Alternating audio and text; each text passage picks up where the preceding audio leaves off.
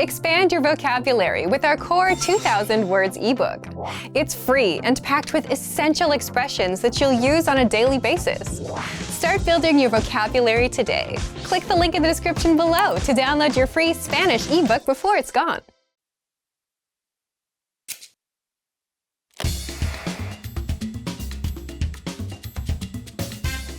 Welcome to SpanishPod101.com. Español en 3 minutos, the fastest, easiest, and most fun way to learn Spanish.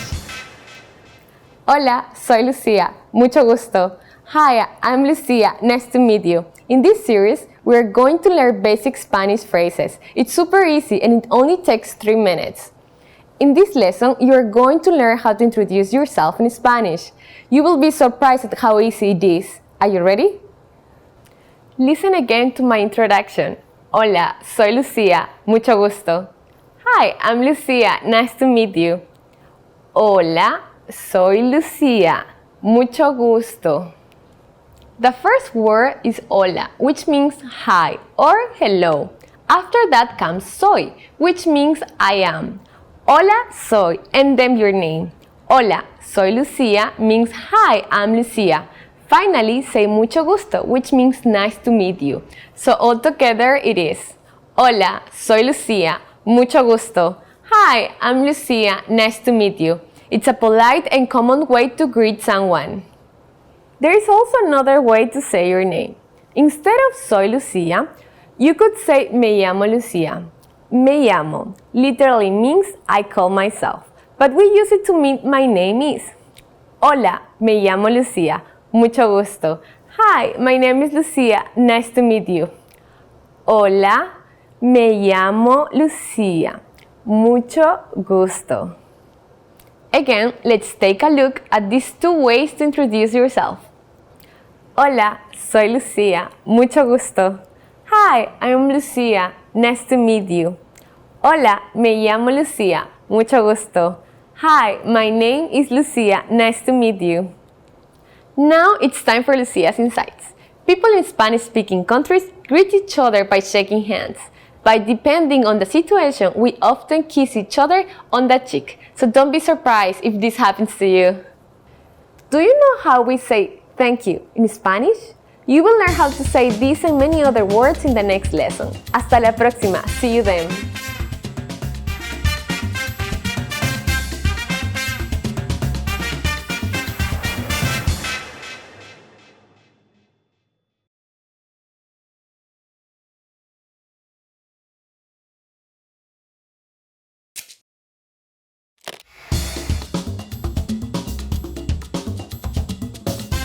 Hola a todos, soy Lucia. Hi everyone, I am Lucia. Welcome to SpanishPod101.com. Español en 3 minutos, the fastest, easiest, and most fun way to learn Spanish. In the last lesson, we learned how to introduce ourselves in Spanish. In this lesson, we are going to learn how to use good manners as we thank people. ¿Están listos? Are you ready? Empecemos. Let's start. There are several ways to thank someone. Let's start with the easiest. It's just one word. Gracias. Gracias. Gracias means thank you. To say thank you very much, you just need to add muchas before it. Muchas means very or a lot. Muchas gracias. Muchas gracias. For a simple thanks, gracias will be enough. If you want to say more than just thanks, muchas gracias is good to use. Now, how do you respond to thank you in Spanish? It's easy. The most common way to say you're welcome is de nada. De nada. Nada means nothing. So, de nada literally means it's nothing. So we use it to mean you're welcome. So when someone says gracias to you, you can simply reply with de nada. Now it's time for Lucia's Insights. If you're not sure about whether to use gracias or muchas gracias, keeping it simple is always your safest bet. You don't have to worry about formal or informal situations. Gracias can be used with just about anyone, anywhere, and at any time. Do you know how to say goodbye to your friends in Spanish? In our next lesson, we will learn these and other greetings. Hasta la próxima. See you then.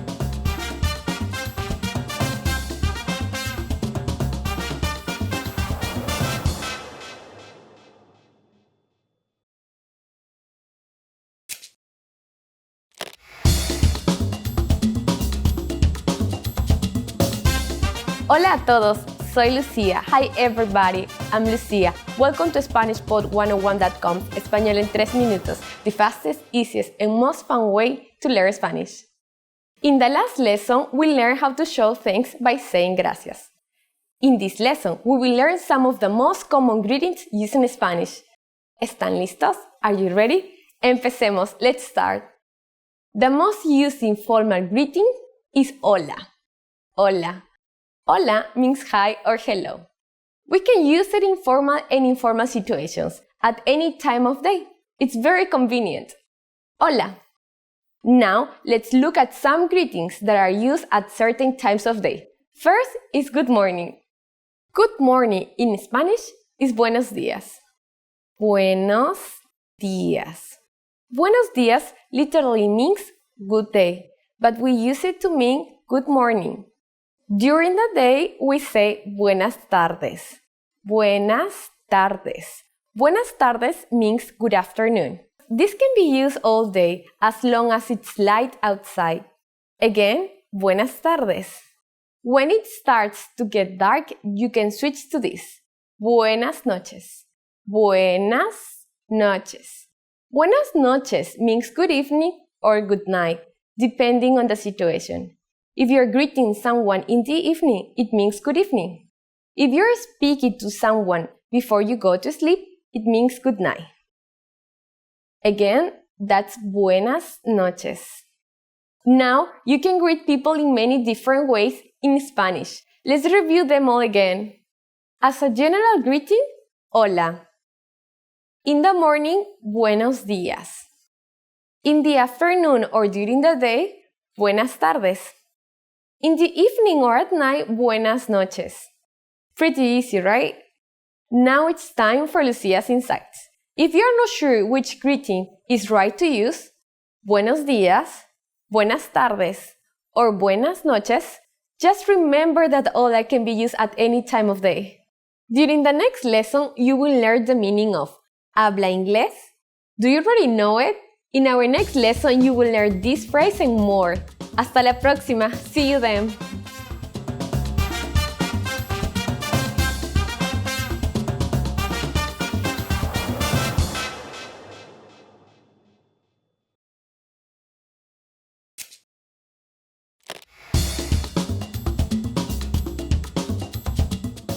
Hola a todos, soy Lucía. Hi everybody, I'm Lucía. Welcome to SpanishPod101.com, Español en 3 minutos, the fastest, easiest, and most fun way to learn Spanish.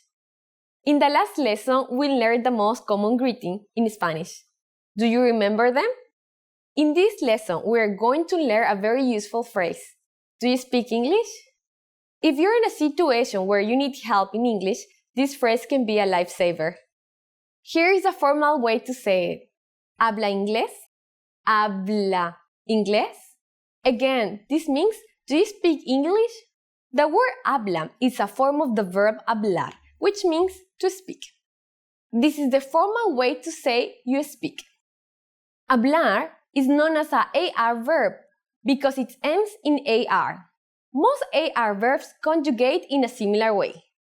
To learn how to properly conjugate AR verbs like hablar, please check out our Absolute Beginner series on SpanishPod101.com.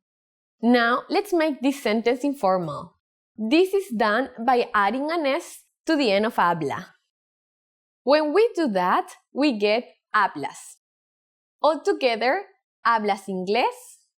Hablas inglés? This is the informal way to ask, do you speak English? The responses you receive could be one of these three. Sí, hablo inglés. Yes, I speak English. Sí, hablo inglés. Sí, hablo un poco. Yes, I speak a little. Sí, hablo un poco. No, no hablo inglés. No, I don't speak English. No hablo inglés. In all of these, hablo means I speak. In the last one, we have no hablo, which is the negative form. It means I don't speak. Now it's time for Lucia's insights. If you want to ask about a different language, just change the word inglés. Here are some language names to get you started. Italiano for Italian. Ruso for Russian. Francés for French. Alemán for German. Do you know how to say I'm sorry in Spanish? In the next lesson, you will learn how to apologize and more. Hasta la próxima. See you then.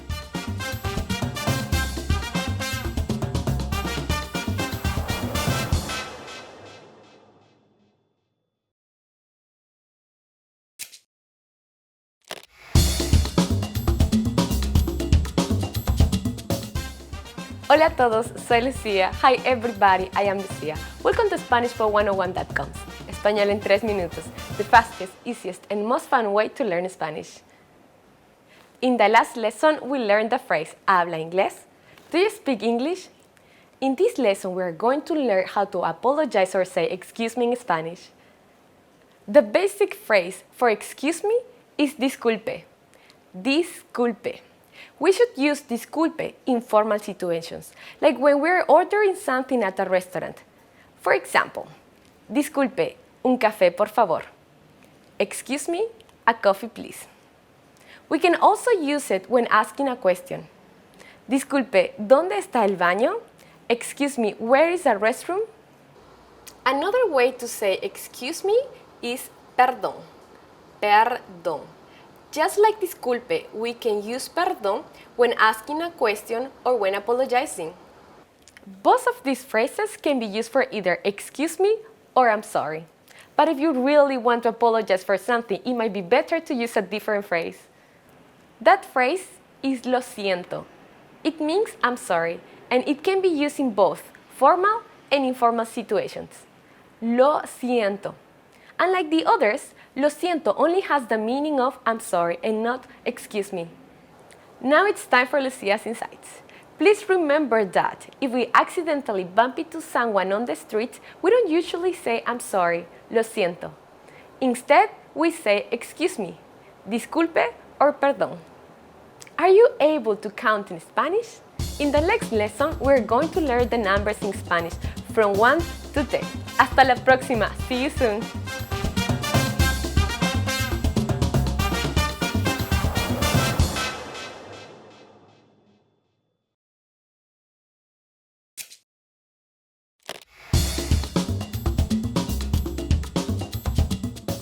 Hola a todos, soy Lucía. Hi everybody, I am Lucía. Welcome to SpanishPod101.com.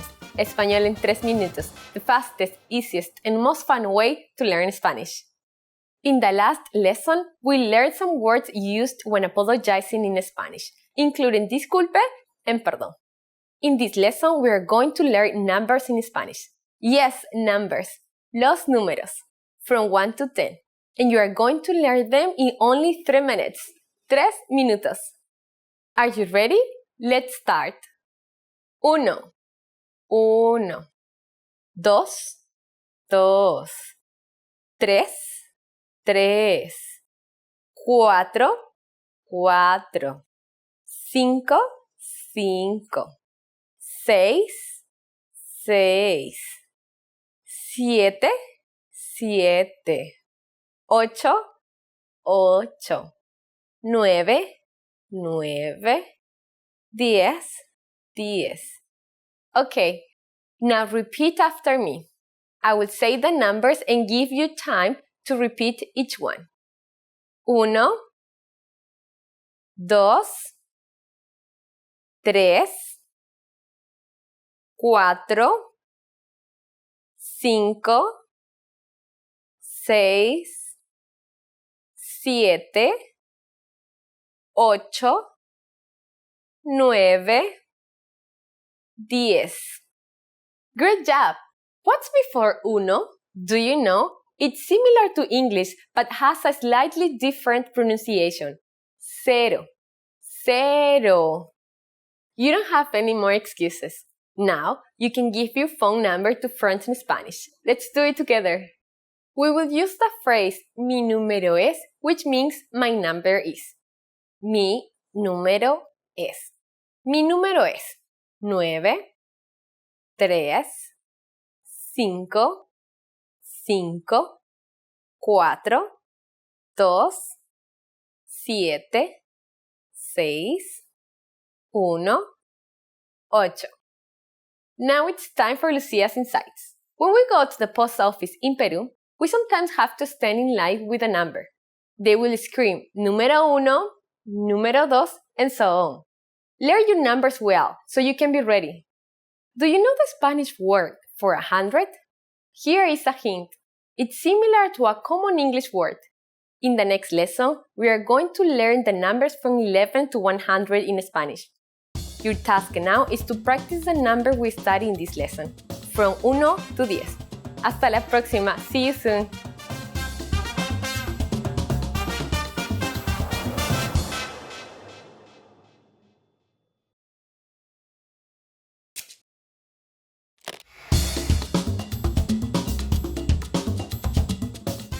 Hola a todos, soy Lucia. Hi everybody, I am Lucia. Welcome to SpanishPod101.com. Español en 3 minutos, the fastest, easiest, and most fun way to learn Spanish. In the last lesson, we learned the numbers from 1 to 10. Have you forgotten? Here I will tell you again. 1, 2, 3, 4, 5, 6, 7, 8, 9, 10. And now let's continue from 11. 11, 11, 12, 12, 13, 13, 14, 14, 15, 15, 16,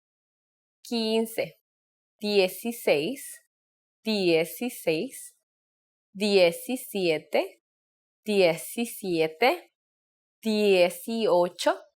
17, 17, 18, 18, 19, 19, and finally, 20, 20. Okay, now repeat after me. I will say the numbers and give you time to repeat each one. 11, 12, 13, 14,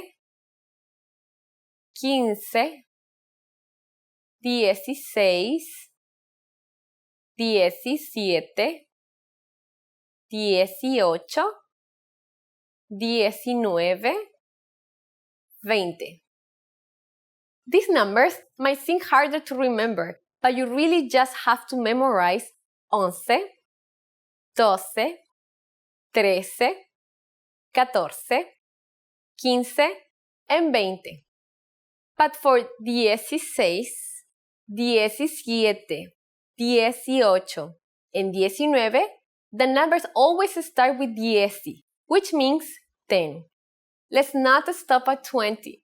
We will count from 30 to 100 by tens. It's really easy. 30, 30, 40, 40, 50, 50,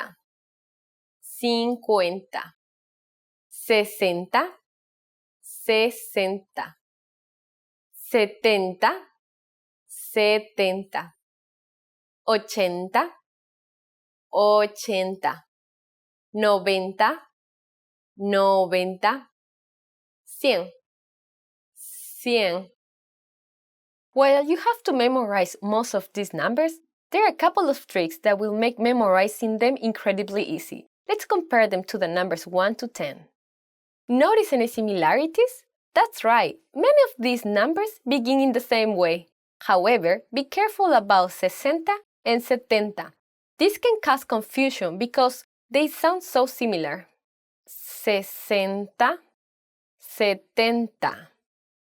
The last thing to learn in this lesson is how to form compound numbers above 20. This is also super easy. Take the tens and simply add the numbers you learned in the previous lesson. Sometimes you have to make a few small changes though. How could you say 21 in Spanish? Let's take it step by step. 20 is 20, but from 21 until 29, we will change the E invente to an E, then add the last number. Pretty easy, right? Let's try it. 21, 21, 22, 22, 23, 23, 29, 29. Isn't that easy? Now, let's look at the numbers over 30. It's much easier as all numbers between 31 and 99 are really easy to write. Try to think of 31 as 30 and 1, which in Spanish could be 31. Simply separate the numbers by adding y between them. Y in Spanish means and. Let's do it together. 34, 34, 68, 68, 95, 95. Now it's time for Lucia's insights. If you can't remember numbers 30 to 99, I will give you an easy way to do it. Just remember that the first part is a shortened form of a number that comes first. For example, 30 begins with 3, 40 begins with 4, and so forth. After only 2 lessons, now you are able to count to 100 in Spanish. In the next lesson, we are going to put your number knowledge to use. Do you have all the skills you need to go shopping in Peru? I will be waiting for you in our next lesson. Hasta la próxima. See you soon.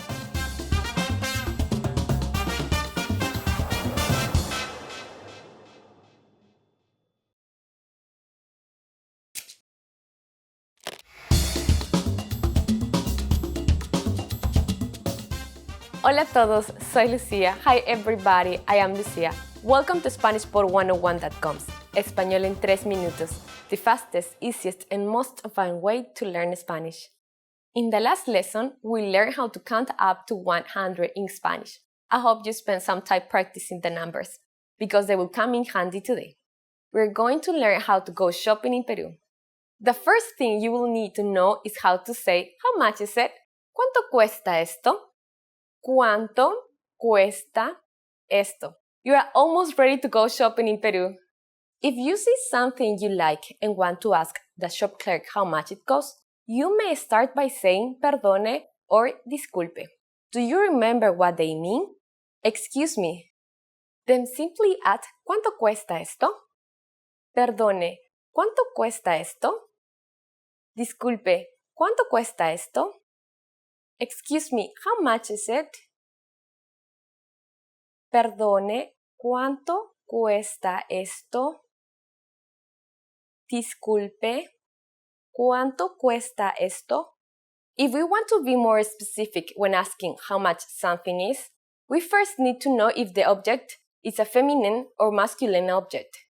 Next, change esto to este if it's masculine or esta if it's feminine, and then say the noun.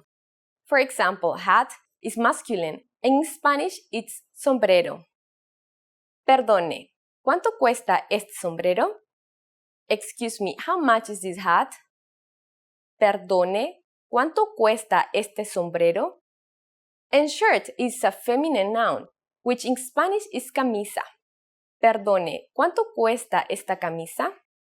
Excuse me, how much is this shirt? Perdone, ¿cuánto cuesta esta camisa? For more information on masculine and feminine objects in Spanish, check out all about Series Lesson 3 on SpanishPor101.com. At this point, the shop clerk might confirm by saying, este sombrero, esta camisa, or esto. When telling you the price, they will say either este sombrero, 39 soles, esta camisa, 39 soles, or esto 39 soles. What number is 39? Do you remember? It's 39. 39 soles. 39 soles. Now it's time for Lucia's insights. A faster way to ask about the price of something is ¿cuánto es? For example, if you're in a hurry for a coffee, You can ask the cashier, un café por favor, ¿cuánto es? One coffee please, how much? This is a shorter, more informal way to ask for the price. At this point, can you count soles in Spanish? We're gonna learn how to do this and much more in the next lesson. I will be waiting for you. Hasta la próxima. See you soon.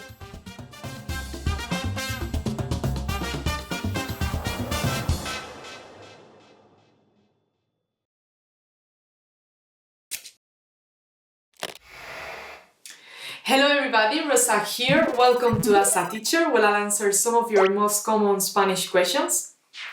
The question for this lesson is, how can you tell if a noun is masculine or feminine? In Spanish, every noun has a gender. That applies to plural nouns too.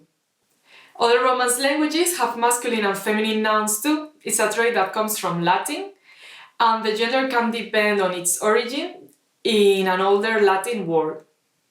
English doesn't have masculine or feminine nouns, so the easiest way to tell the gender of a noun is to take a look at the last letter of a noun. The general rule is that if a noun ends in A, it is feminine. For example, la manzana, the apple, la ventana, the window, and la casa, the house. Nouns that end in O are generally masculine. For example, el horno, the oven, el perro, the dog, and el libro, the book. The only thing is, there are a lot of exceptions. For example, el mapa, which is the map, even though it ends in A, it is masculine, and el día, meaning the day, which is also masculine.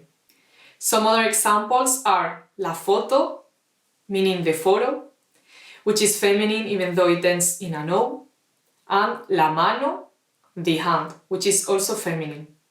Because there are so many exceptions, it's best to learn the nouns with their articles.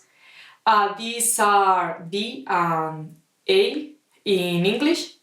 For Spanish, it could be el or un for masculine words, and la or una for feminine words. However, O and A are not the only indicators for masculine and feminine words. Here are a few others. Nouns that end in E, ma, or an accented vowel such as I are often masculine. For example, el perfume, the perfume, el programa, the program, el colibrí, the hummingbird, are all masculine. On the other hand, nouns that end in D, Z, or ion are normally feminine. For example, la felicidad, the happiness, la nariz, the nose, and la religión, the religion, are feminine. It's important to remember what gender a noun is because it sometimes influences other parts of the sentence. They modify. Adjectives in particular change their spelling according to the gender of the nouns they modify. It goes a bit like this. A notebook, un cuaderno, is masculine. So to say a red notebook, you could say un cuaderno rojo. An apple, una manzana, is feminine. So a red apple could be una manzana roja, with rojo changing to roja, ending with an A. I hope that answers the questions. If you have any more questions, please let them in the comments below and I'll try to answer them. ¡Hasta luego!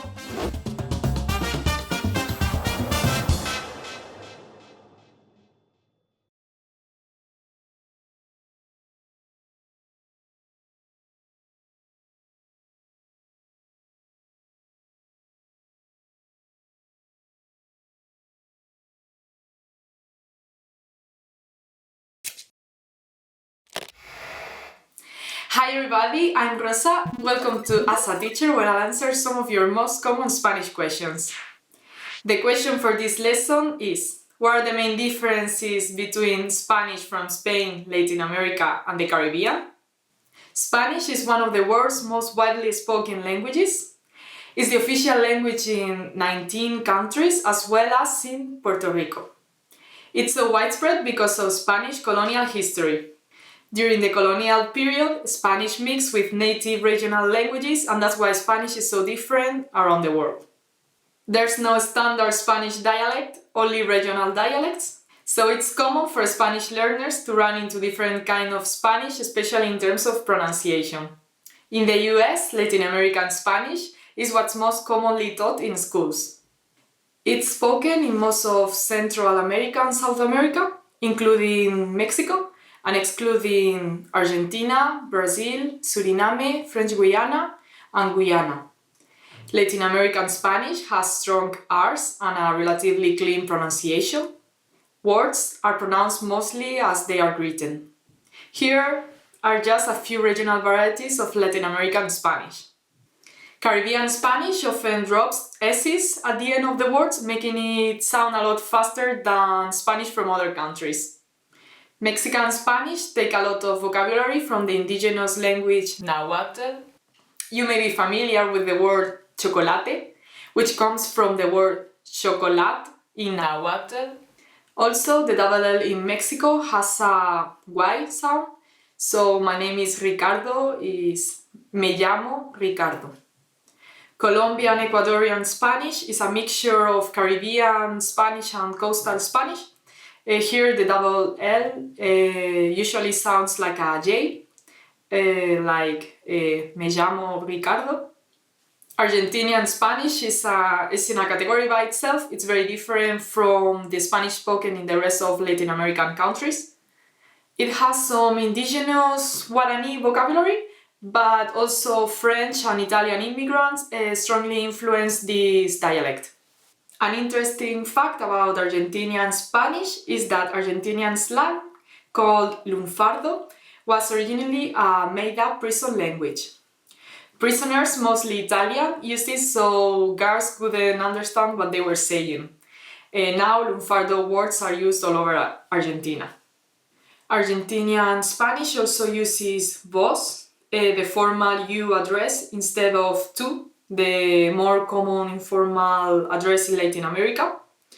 The double L is pronounced like J or ZH, like in me llamo Ricardo. Spanish in Spain is called Castilian Spanish. Some pronunciations are very different than the other kinds of Spanish we've already mentioned. The double L is pronounced differently depending on the region within Spain. The Latin American CC is pronounced with a TH and sound like thi. For example, gracias, meaning thank you, is pronounced gracias in Latin American Spanish and gracias in Castilian Spanish.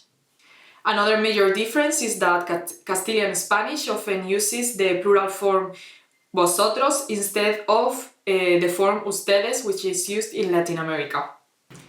Pretty fascinating, isn't it? If you have any other questions, leave a comment and I'll try to answer them. Ciao!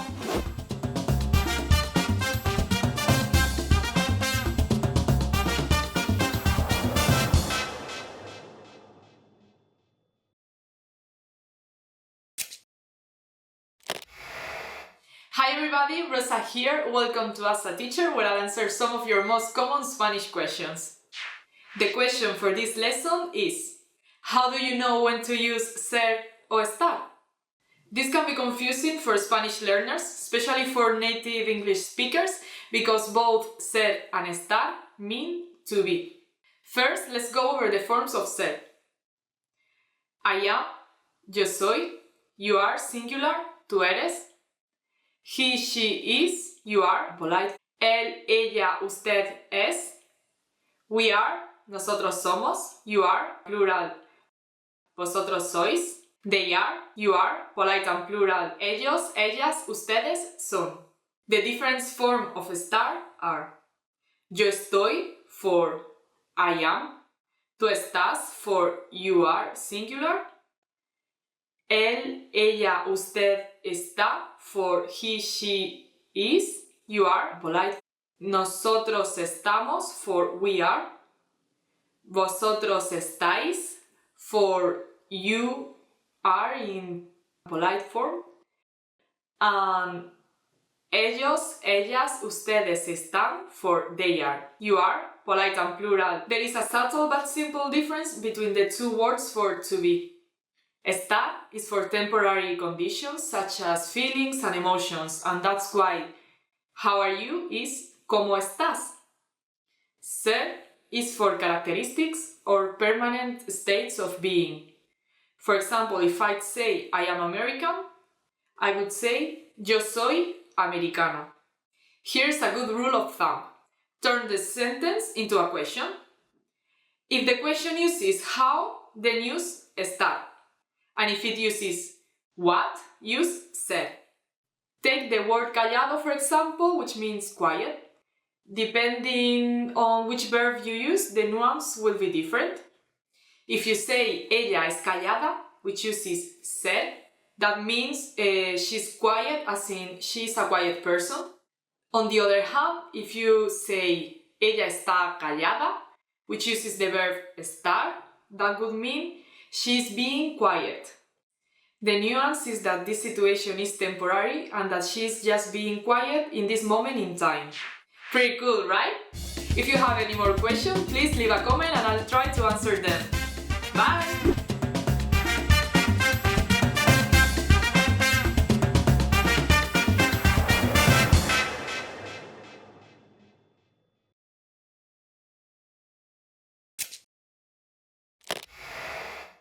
Hi everybody, Rosa here. Welcome to As a Teacher, where I'll answer some of your most common Spanish questions. The question for this lesson is, what are false friends?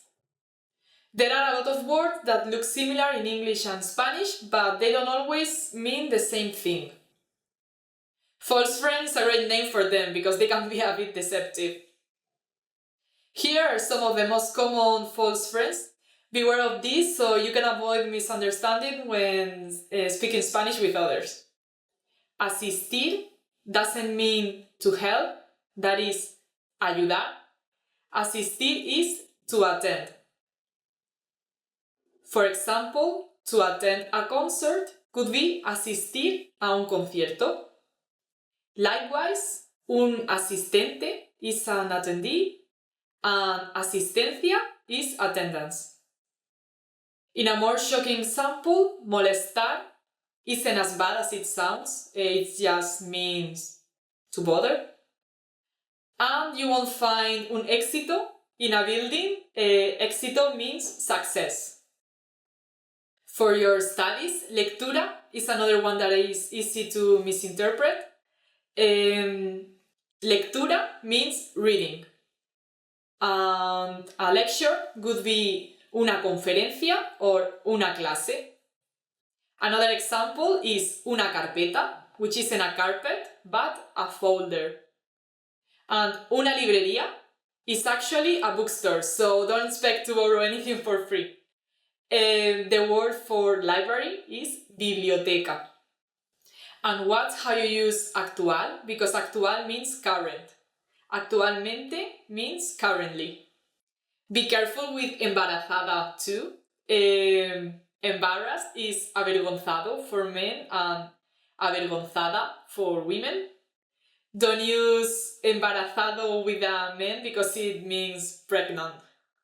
If you see sopa on a restaurant menu, don't be alarmed, it's just soup. If you hear someone say delito though, which may be mistaken for delight, you should be concerned because it's actually crime. Last but not least, constipado can be a bit confusing. As an adjective, it means constipated, but used as a noun, it refers to the common cold. Pretty interesting, right? I hope that answers the questions. If you have any other questions, please leave a comment below and I'll try to answer them. Hasta la próxima!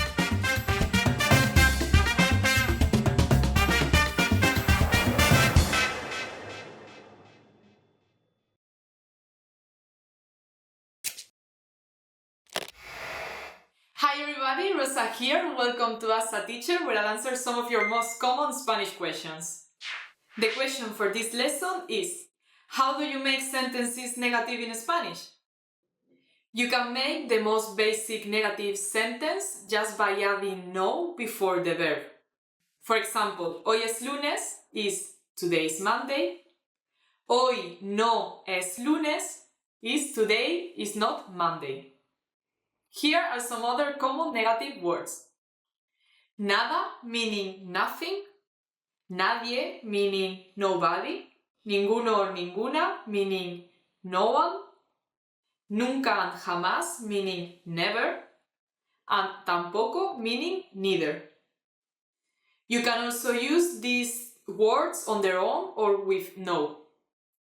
So you can say nadie habla, which means no one speaks, but you could also say no habla nadie, which means the same thing. No hay nada en el refrigerador means I have nothing in the refrigerator. Unlike in English, double negatives are standard and acceptable, so you can use more than one negative word in a sentence. Actually, in Spanish, you never mix positive and negative words, so it's common to have 2, 3, or even 4 negative words in the same sentence. For example, in English we say María doesn't want anything. In Spanish we would say María no quiere nada. Remember, nada means nothing, so the direct translation into English would be something like María doesn't want nothing. You can even say María no quiere nada nunca for María never wants anything, which uses 3 negative words. Ningún changes form depending on the noun it's attached to. For masculine nouns, you say ningún. And for example, no tengo ningún libro would be I don't have any books. If you use ningún without using the masculine noun, you use ninguno. Say you're responding to the question, ¿Tienes algún libro? Which is, do you have any books? You would say, no, no tengo ninguno. No, I don't have any. For feminine nouns, you use ninguna in both situations. Not so bad, right? If you have any more questions, please leave a comment below and I'll try to answer them. ¡Hasta luego!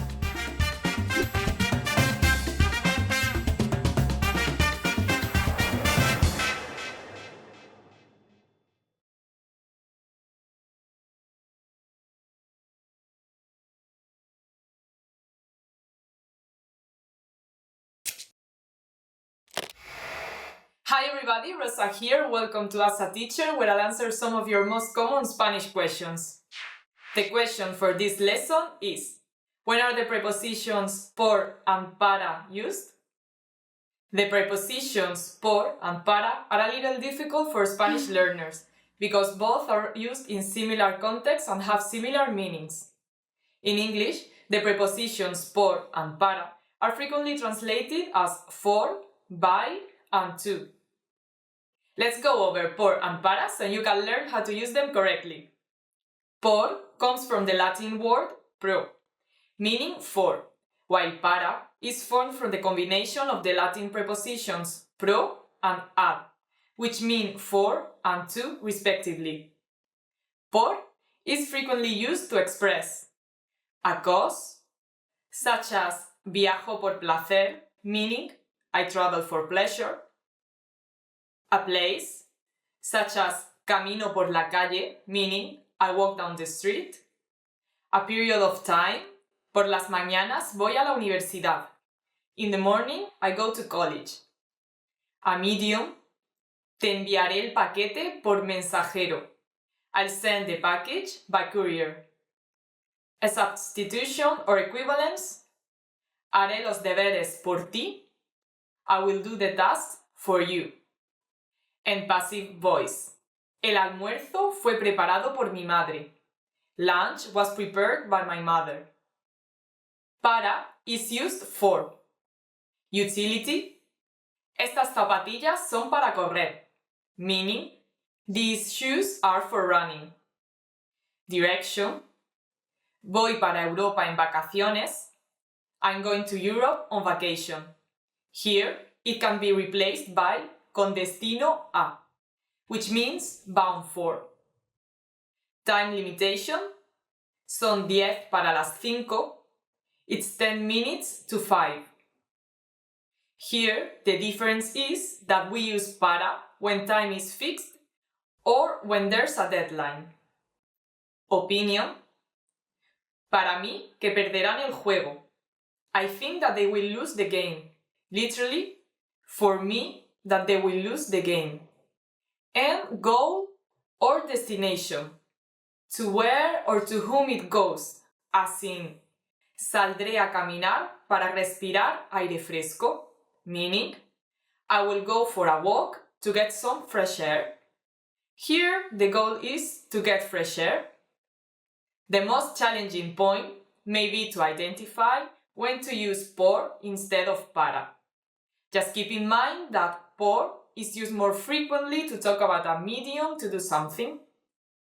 As in, te llamaré por teléfono, I will call you by phone. Another common usage is to refer to something unspecific, either time or place. For example, estoy por tu casa, meaning I'm around, close to your house.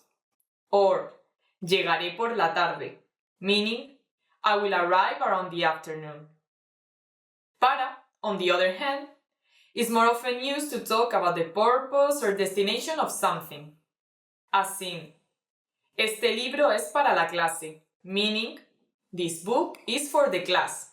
Or voy para tu casa, meaning I'm going to or in direction to your house. How was this lesson? Pretty interesting, right? Do you have any more questions? Leave them in the comments below and I'll try to answer them. Hasta luego, see you later!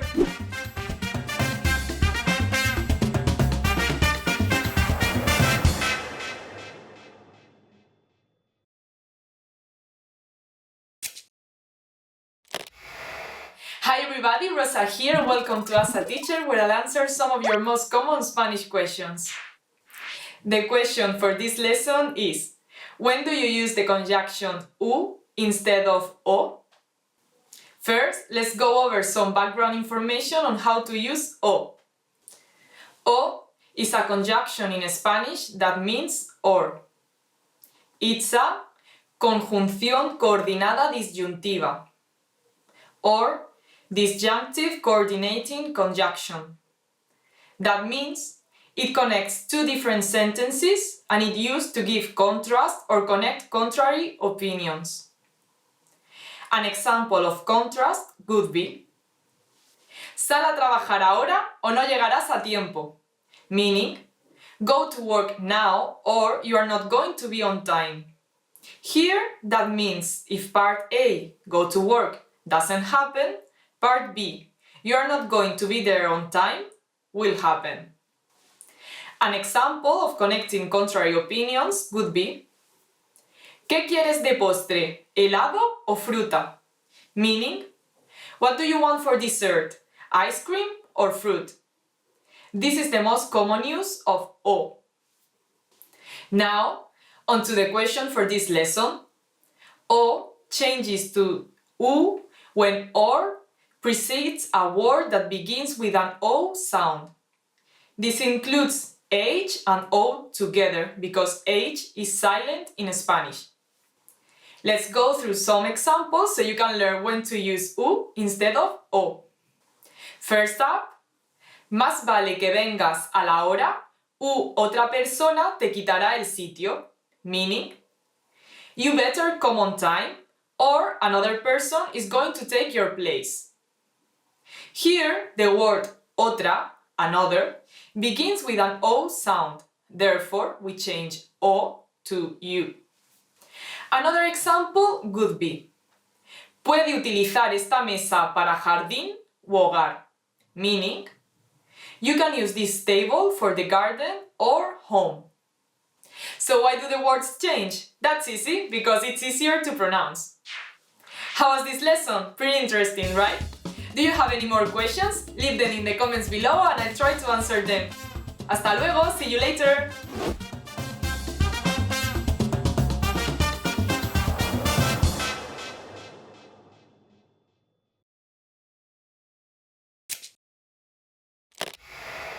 Hi everybody, Rosa here. Welcome to As a Teacher, where I'll answer some of your most common Spanish questions. The question for this lesson is: when do you use the conjunction e instead of I? First, let's go over some background information on how to use I. I is a conjunction in Spanish that means and. It's a conjunción coordinada copulativa, or copulative coordinating conjunction. It's used to connect words or sentences. An example with words would be: he estudiado historia y literatura, meaning I've studied history and literature. Here, the words historia, history, and literatura, literature, are connected with the word I, and. An example with sentences would be: el sábado iré a Madrid y el domingo quiero ir al Museo del Prado. Meaning, on Saturday I will go to Madrid, and on Sunday I want to go to the Prado Museum. Here, I, meaning and, is used to connect both weekend activities. Now, on to the question for this lesson. When the word I precedes a word that begins with an I sound, it changes to E. This includes H and I together because H is silent in Spanish. Let's go through some examples so you can learn when to use E instead of I. Mañana quiero levantarme temprano e ir de compras means tomorrow I want to get up early and go shopping. Here, the verb ir, meaning to go, begins with an I. Therefore, I changes to E. Let's do one more example. Son hermanos, pero parecen padre e hijo. They are brothers, but they look like father and son. Here, the word hijo, son, is spelled H-I, but has an I sound. Therefore, I changes to E. A good thing to remember is words that have been borrowed from other languages such as English and maintain their original pronunciation also require I to change, like in this example. Me pidió dirección e email, meaning he asked for my direction and email. This is because the word email has an I sound.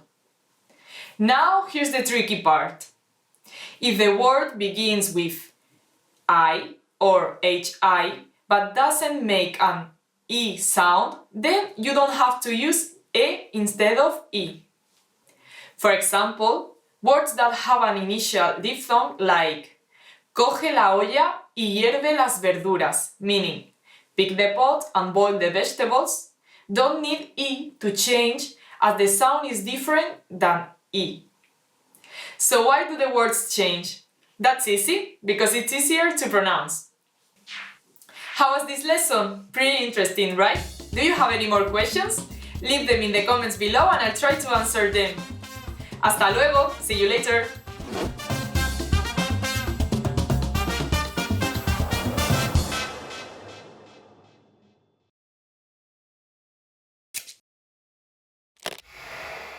Hi everybody, Rosa here. Welcome to As a Teacher, where I'll answer some of your most common Spanish questions.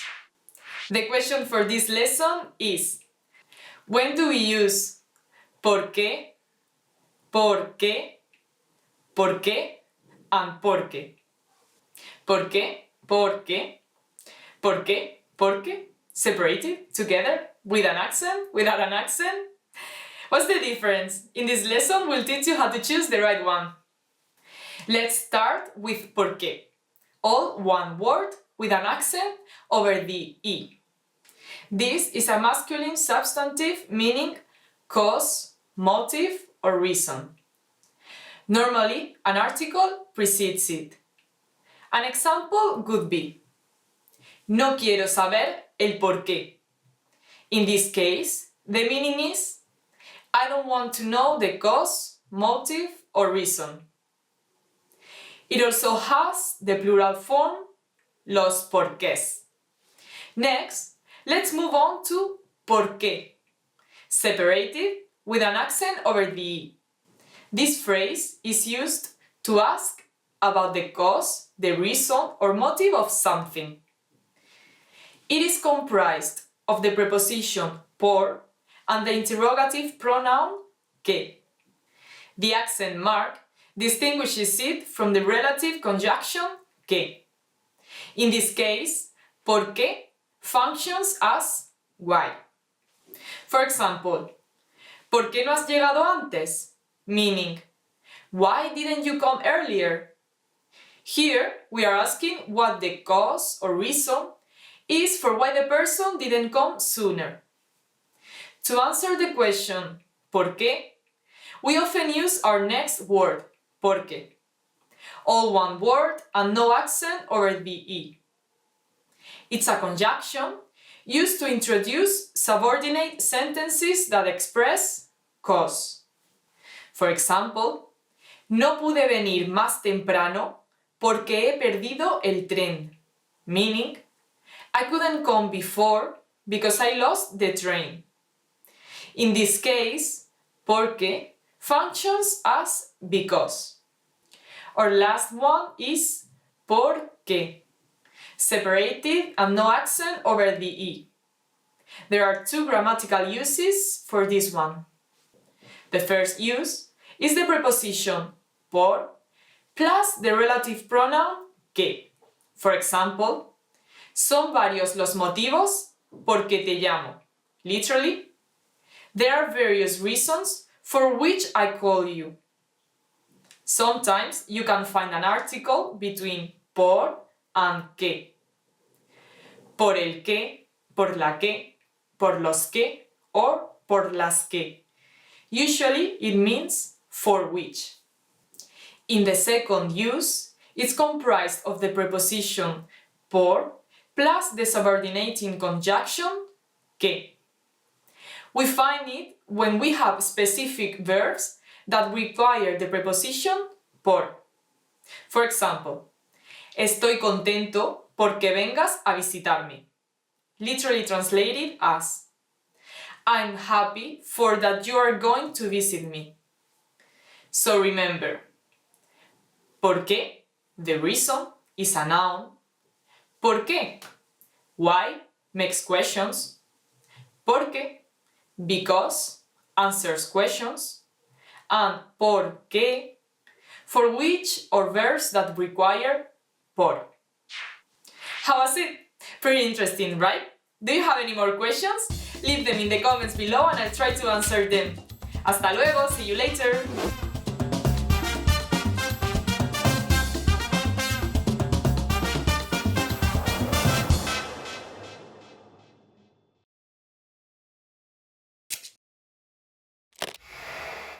Hi everybody, Rosa here. Welcome to As a Teacher, where I'll answer some of your most common Spanish questions. The question for this lesson is: why do some Spanish adjectives and words have a shortened form? Some Spanish adjectives have a shortened form. We call this form apocope, or in English, apocope. This means the suppression of some sounds in the final part of a word. Most adjectives lose their last vowel, for example, o, when they are placed before a singular masculine noun. Sound confusing? Don't worry, there are only a few types of these adjectives in Spanish. Most of them are commonly used and will be easy for you to remember. Here they are. Bueno, meaning good, becomes buen. Malo, meaning bad, becomes mal.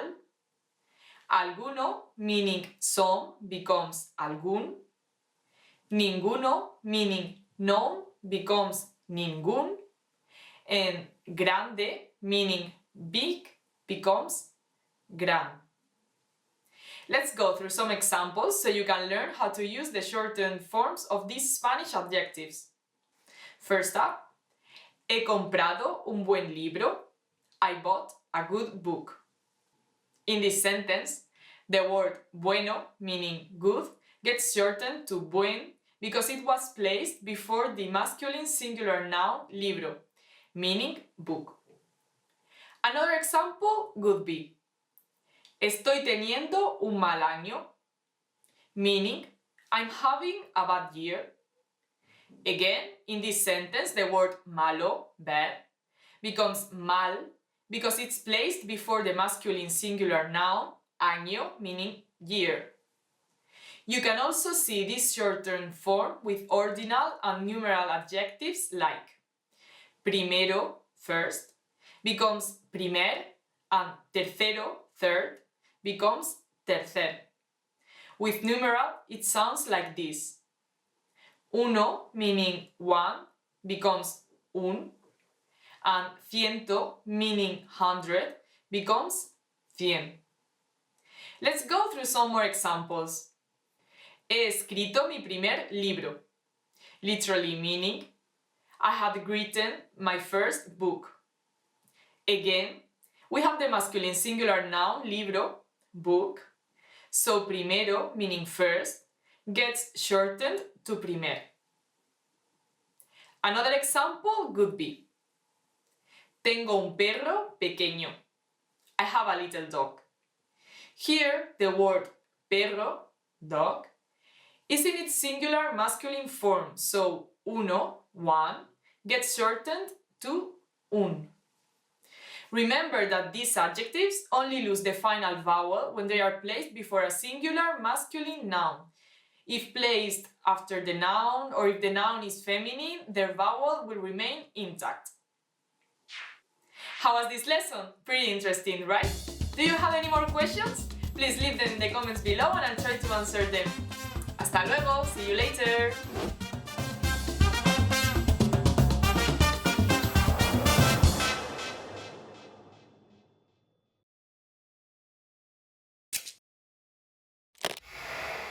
Hi everybody, Rosa here. Welcome to As a Teacher, where I'll answer some of your most common Spanish questions. The question for this lesson is: how can I decide if I have to write B or V in Spanish?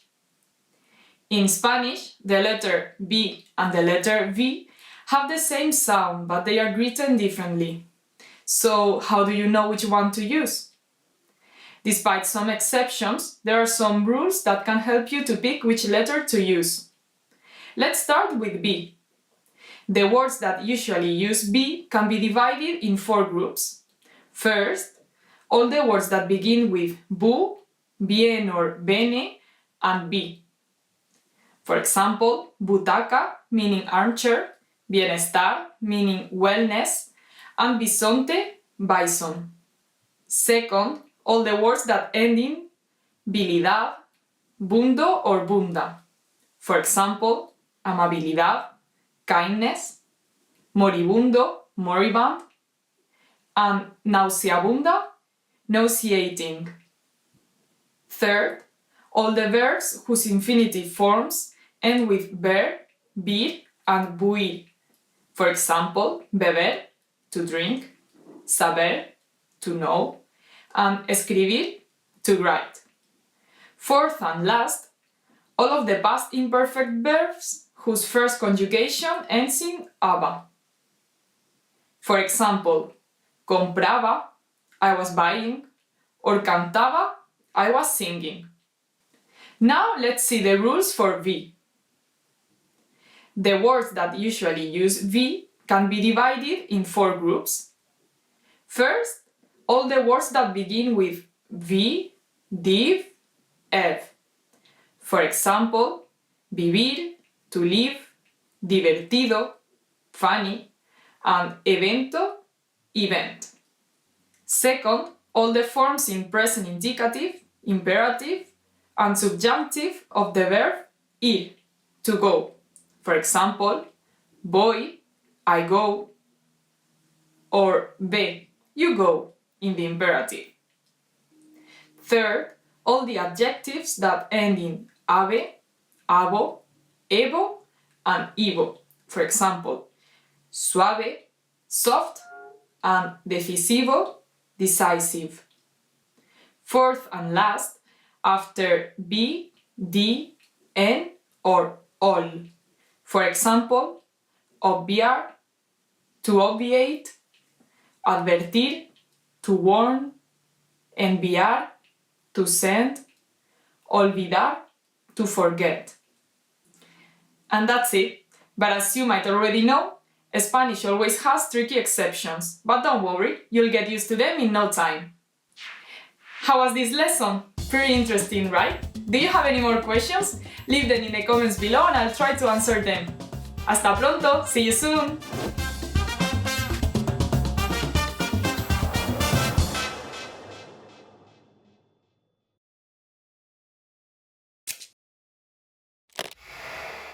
Hi everybody, Rosa here. Welcome to As a Teacher, where I'll answer some of your most common Spanish questions. The question for this lesson is: what are diminutives and how do you use them in Spanish? Appreciative suffixes are added to the end of a word to express an emotive or affective appreciation or to show an opinion. They are classified into three types: diminutives, augmentatives, and pejoratives. In this lesson, we'll discuss the diminutives. Vamos allá! Let's go! Diminutives are used to emphasize that something is particularly small or short. They are also used to express love and affection. Let's go through some examples so you can learn how to use diminutives correctly. A very common one is ito or ita. For example, from the word escalera, stairs, we have escalerita, if we want to express that the stairs are small. Another example, from gato, cat, we get the word gatito, adding tenderness to our expression. You can even use this with names such as Juan to Juanito, when you are talking about someone colloquially, most likely a child. Another common suffix, particularly in Andalusia, the southern Spain, is illo or illa. From libro, book, we get librillo, small book. We also have the suffix ete or eta, used more informally. In this case, from amigo, friend, we have amiguete, to express tenderness or affection for our friend. Lastly, with more local use, particularly found in Galicia, northern Spain, we find the suffix iño or iña. From pobre, poor, we can say pobriño, also adding a sense of tenderness. How was this lesson? Pretty interesting, right? Do you have any more questions? Please leave them in the comments below and I'll try to answer them. See you soon! Hasta pronto!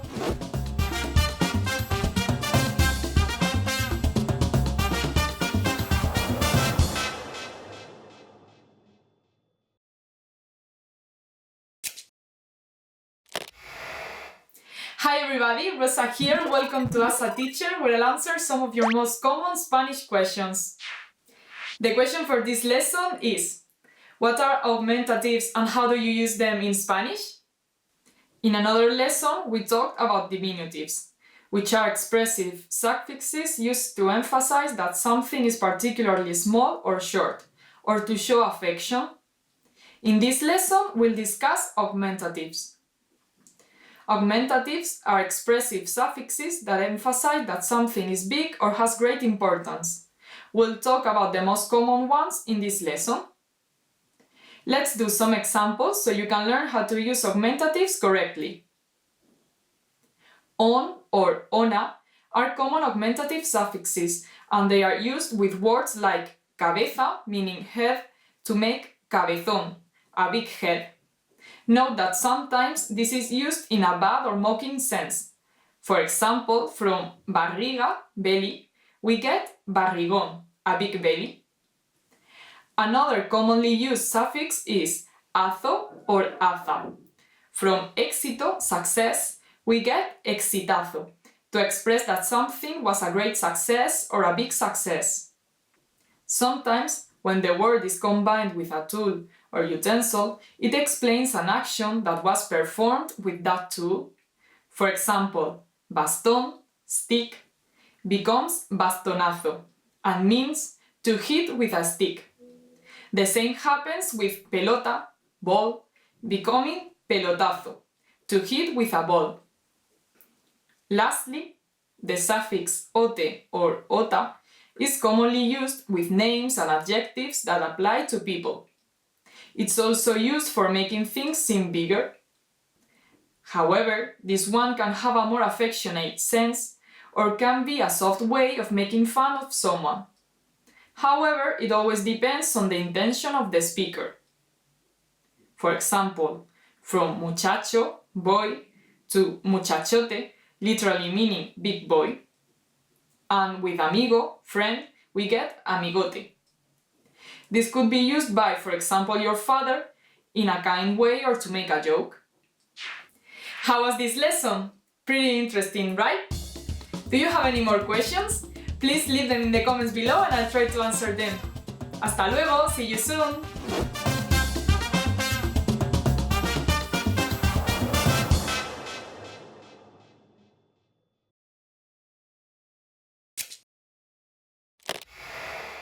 Hi everybody, Rosa here. Welcome to As a Teacher, where I'll answer some of your most common Spanish questions. The question for this lesson is: what are pejoratives and how do you use them in Spanish? In previous lessons, we discussed diminutives and augmentatives, and in this lesson we'll discuss pejoratives. You may already know diminutives make something smaller or affectionate, and augmentatives make something bigger or important. So, what do pejoratives do? Pejoratives are used to emphasize something negative. We'll go over the most common ones in this lesson. Let's go over some examples so you can learn how to use pejoratives correctly. A common pejorative suffix is ucho or ucha. For example, from flaco, slim or thin, we get flacucho. When used in a pejorative sense, it means very slim, as in almost sick. Another example would be for the adjective débil, weak. We get debilucha, used to describe a woman who is physically or psychologically weak. Another pejorative suffix is acho or acha. For example, pueblo, from the Latin populus, meaning people, becomes populazzo, meaning common people or mob. By adding the suffix acho, the speaker shows less consideration for the original meaning of people.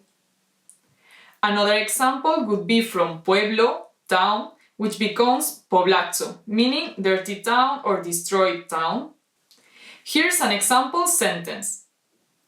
El populazzo cree que puede ganar en las elecciones. It means the common people think that they can win the elections. Usually, people use these suffixes to gossip or to look down on others. You don't always use the same suffixes for every word, as each word is used mostly with just one suffix. So make sure you check which suffix to use before you use it. Here we have other less common pejorative suffixes, like ejo or eja, changing tipo, meaning guy, to tipejo, bad guy, calle, meaning road, to calleja, narrow road, or uzo or uza, from gente, meaning people, we get gentuza, bad people. All of these examples are used pejoratively. Lastly is ato or ata. You could use this for the word niño, boy, and get niñato, brat. Be careful with this word because it has a really bad meaning and can be considered an insult as well. How was this lesson? Pretty interesting, right? Do you have any more questions? Leave them in the comments below and I'll try to answer them. Hasta luego, until next time!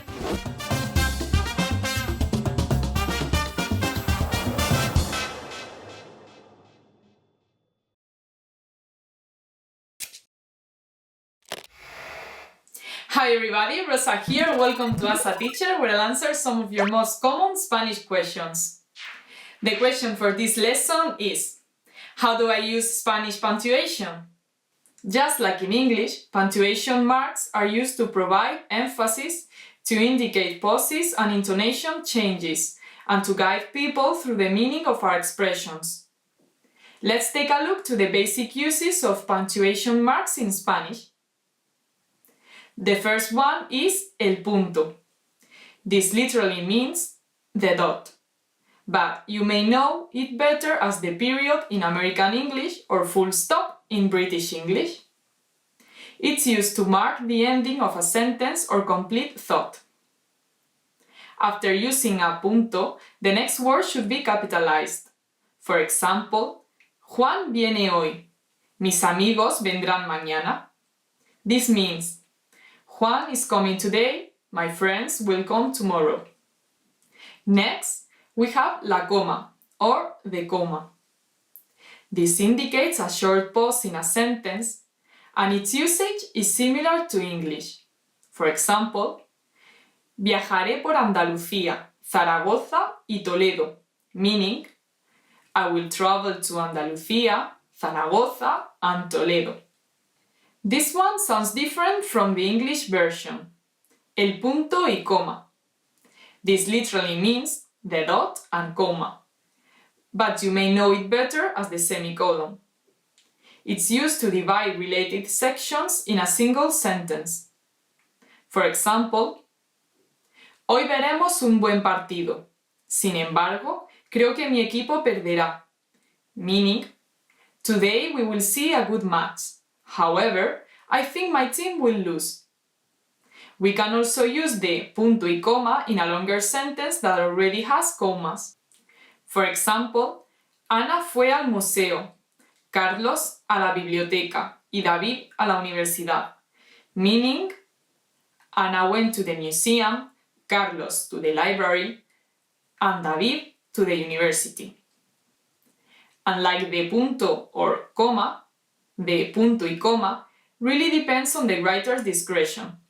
As a general rule, use the punto y coma if you feel the two sentences are closely related enough to make them into one sentence. After a punto y coma, you always have a lowercase letter. Let's move on to two more punctuation marks you may be familiar with, the signos de interrogación and exclamación. The signos de interrogación is better known in English as the question mark and is used in interrogative sentences. The exclamación sounds similar to the English exclamation point and works the same way. It's used to express surprise, anger, or any other strong emotions. Remember that in Spanish, you could write an inverted question mark or exclamation mark at the beginning of the sentence in addition to the mark at the end. Some examples are: ¿Qué hora es? What time is it? ¿Cómo te llamas? What's your name? ¡Socorro! Help! And vamos, let's go!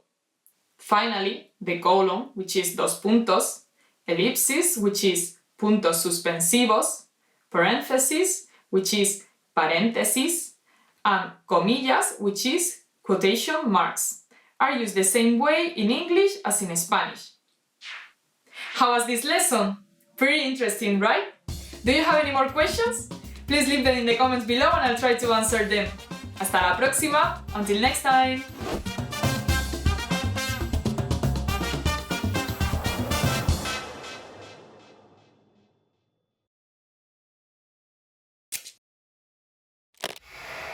Hi everybody, Rosa here. Welcome to As a Teacher, where I'll answer some of your most common Spanish questions.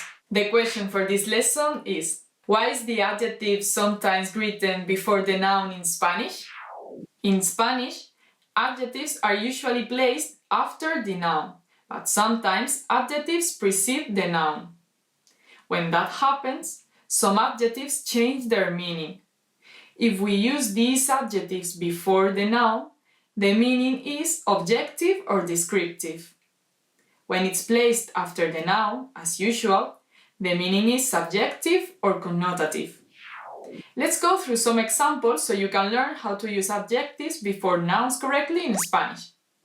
Let's take the adjective pobre, meaning poor. If you put the word pobre before the noun men, which is hombre, then the speaker could be implying that the pobre hombre, poor man, is someone he or she pities or someone who deserves sympathy. However, if you switch them, the phrase becomes hombre pobre. This would quite literally mean a man who has no money. Let's do another example with the adjective viejo, meaning old. If you add viejo to the word friend, which is amigo, you will get the phrase viejo amigo, old friend. In this case, viejo represents the length of time the speaker has been friends with that person. The same way you could say old friend in English. However, if you were to reverse the phrase and say amigo viejo, then you would be literally talking about a friend who is elderly. An important point to remember is that if the adjective is talking about the quality of a noun that's always the same, the position of the adjective doesn't change the meaning. For example, oscura noche or noche oscura both mean dark night, because night is always dark. The same way that fría nieve or nieve fría both mean cold snow, because snow is always cold. How was this lesson? Pretty interesting, right? Do you have any more questions? Please leave them in the comments below and I'll try to answer them. Hasta luego, see you soon!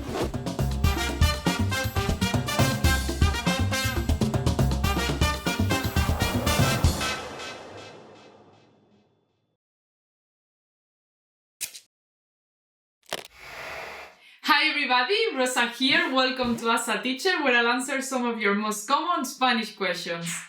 The question for this lesson is: how do I use the pronoun se as an indirect object? Se creates a lot of confusion for students because there are several uses and functions for se in Spanish. In this lesson, we'll see se used as a third-person pronoun functioning as an indirect object. This means that we'll use se when it means a él or a ella, for him or for her, and a ellos or a ellas, both meaning for them. First, let's remember that in Spanish, you can say a él or a ella using the particle le, and a ellos or a ellas using the particle les. Instead of a, you can also use para. Le and les are indirect objects, and to recognize them, we have to see to whom the action of the verb goes. Like, for example, in this sentence, Marta compró un regalo para su novio, meaning Marta bought a present for her boyfriend. We can also say Marta le compró un regalo, meaning Marta bought him a present. The personal pronoun se as an indirect object is used instead of le or les when se comes before one of the pronouns lo, la, los, or las when they are acting as direct objects. Let's do some examples so you can learn how to use se as an indirect object correctly. From the sentence le di las llaves, meaning I gave him the keys, you can say se las di, meaning I gave them to him. Here, se replaces the indirect object le, and la replaces the direct object the keys. From les compré un libro, I bought them a book, we get se lo compré, I bought it for them. Here, se replaces the indirect object les before the direct object lo. Let's do one more example. Abrí la puerta a la profesora. I opened the door for the teacher. La puerta, the door, is the direct object as it's the thing that we open. And a la profesora, literally meaning for the teacher, is the indirect object because it's the person to whom the action goes. So using the pronouns, it would become se la abrí, meaning I opened it for her. Se is for her and la is the door. This way we can refer to the things or people we've already talked about without having to repeat them. How was this lesson? Pretty interesting, right? Do you have any more questions? Please leave them in the comments below and I'll try to answer them. See you later. Hasta luego.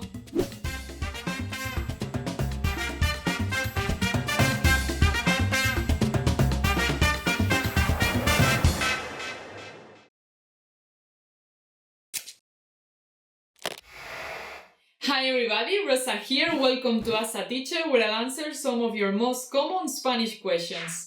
The question for this lesson is: how can I use the pronoun se reciprocally? In this lesson, we are going to focus on another common and important usage of the pronoun se. Okay, let's go! We can see the reciprocal pronoun se when we have two or more subjects who are doing the same action to each other. Here, se would function as the direct object, but will be the indirect object if there's another direct object that is formally expressed. Let's take, for example, Carlos y Juan se pelean, meaning Carlos and Juan fight with each other. Here, se acts as the direct object because the thing that they are fighting is themselves. Another example would be los amigos se escriben cartas, literally meaning the friends write letters among them. Here, the direct object is cartas, letters, which is the thing that they are writing, and se acts as the indirect object as it's to whom the action goes. A helpful tip to identify this kind of se is to add el uno al otro, meaning to each other, el uno con el otro, literally meaning one with the other, mutuamente, meaning mutually, or recíprocamente, meaning reciprocally, to the end of the sentence. If the sentence's meaning doesn't change, we need to use reciprocal se. How was this lesson? Pretty interesting, right? Do you have any more questions? Please leave them in the comments below and I'll try to answer them. See you later. Hasta luego.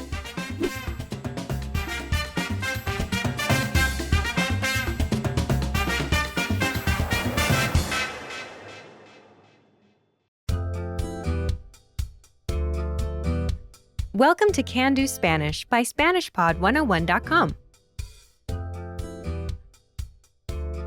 Hola a todos, soy Víctor Trejo. Hi everyone, I'm Víctor Trejo. In this lesson, you'll learn how to introduce yourself in Spanish. This is Mark Lee, and he's on a plane to Mexico. Angel Salazar, a passenger sitting next to him, introduces himself by saying, "Hi, I'm Angel. Nice to meet you." Hola, soy Ángel. Mucho gusto. Listen to the conversation and focus on Mark's response. Note, even though this is their first encounter, both Angel and Mark use only their first names. Ready? Hola, soy Ángel. Mucho gusto. Mucho gusto. Soy Mark. Once more with the English translation. Hola, soy Ángel. Mucho gusto. Hi, I'm Angel. Nice to meet you. Mucho gusto. Soy Mark. Nice to meet you. I'm Mark.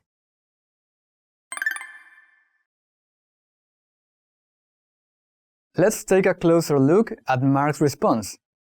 Do you remember how Mark Lee introduces himself? Nice to meet you. I'm Mark.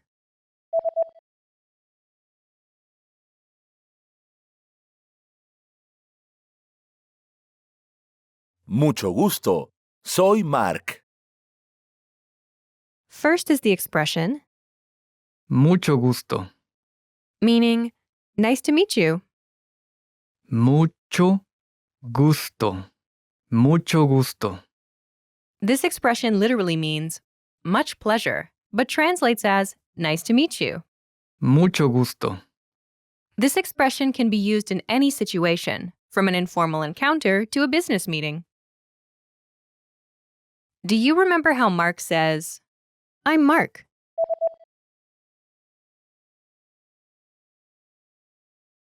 Soy Mark. First is, Soy. I am. Soy. Soy. Note Soy.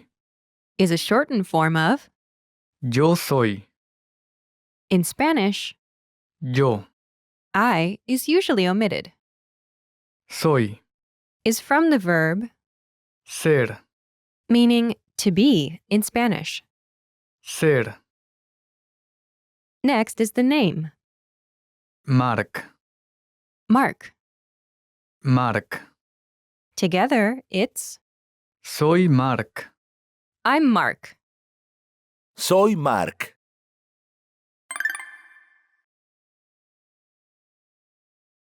The sentence pattern is Soy name. I'm name. Soy name.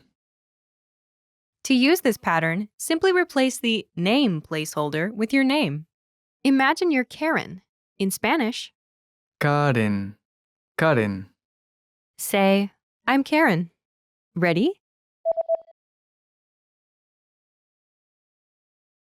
Soy Karen. I'm Karen. Soy Karen. Note that Mexican people have two last names. The first one comes from the father's family, and the second one from the mother's. In a formal situation, people might give you only their first last name, or they might give you both. For example, Angel's full name is Ángel Salazar Almonte. In a formal situation, such as when he's talking to a colleague, he might say, Soy Ángel Salazar. I'm Ángel Salazar. Soy Ángel Salazar. Or in an even more formal situation, such as when he's introducing himself to a new boss, he would probably give both last names. Soy Ángel Salazar Almonte. I'm Ángel Salazar Almonte. Soy Ángel Salazar Almonte. You should give your full name in business or formal situations, but in more casual settings, it's fine to give only your first name.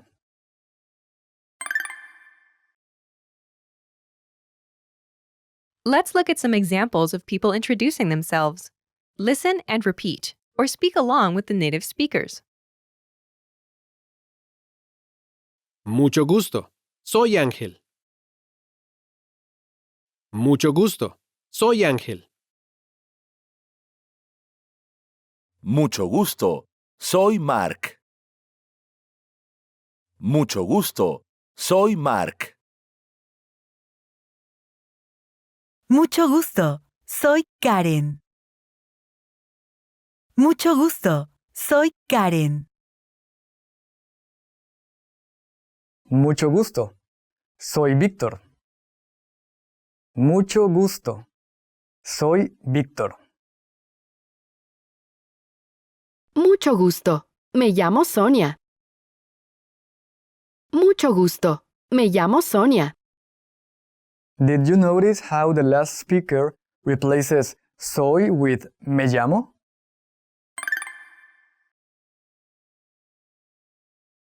She says, Mucho gusto. Me llamo Sonia. Nice to meet you. My name is Sonia. Mucho gusto. Me llamo Sonia. This pattern uses the phrase, Me llamo. which literally means I myself call, but translates as my name is. Me llamo. First is the word Me. meaning me. Me. Me. After this is Llamo. I call. Llamo. Llamo. Note Llamo. is the shortened form of, Yo llamo. in Spanish, Yo I is usually omitted. llamo. Is from the verb Llamar. meaning to call.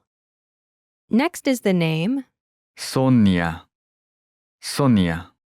Altogether, it's Me llamo Sonia. literally, myself I call Sonia, but it translates as, my name is Sonia. Me llamo Sonia. The pattern is, Me llamo name. my name is name. Me llamo name. You should be aware of this pattern, but for this lesson, we'll use the sentence pattern, Soy name.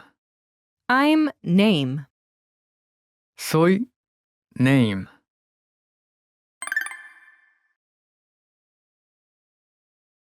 Let's review the key vocabulary. Hola. Hello, Hola. Hola.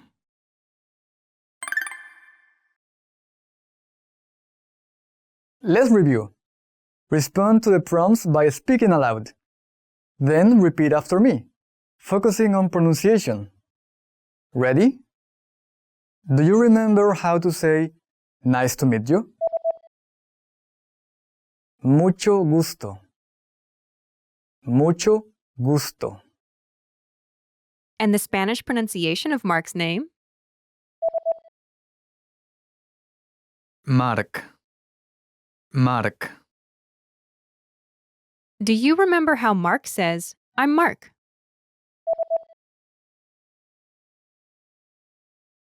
Soy Mark. Soy Mark. Do you remember how Mark says, nice to meet you, I'm Mark?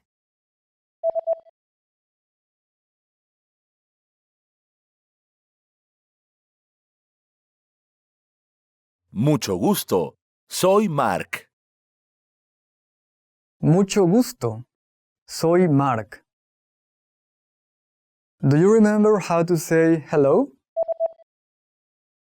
Hola. Hola. Finally, do you remember how Angel says, hi, I'm Angel, nice to meet you?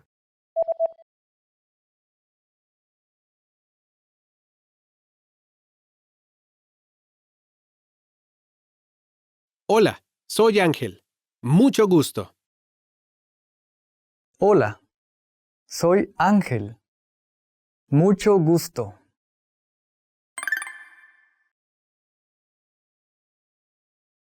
Let's practice.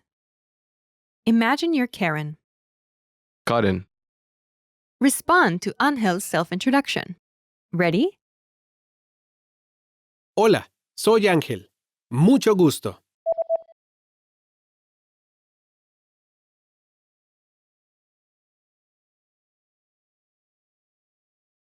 Mucho gusto. Soy Karen. Listen again and repeat. Mucho gusto. Soy Karen.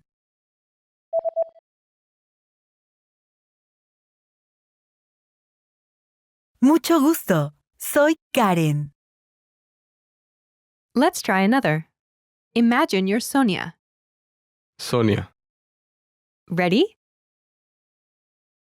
Hola, soy Ángel. Mucho gusto.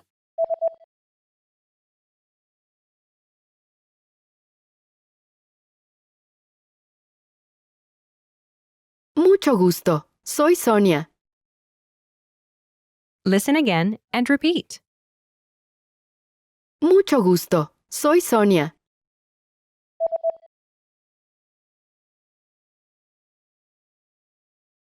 Mucho gusto. Soy Sonia. Let's try one more. Imagine you're Victor. Víctor. Ready? Hola, soy Ángel. Mucho gusto.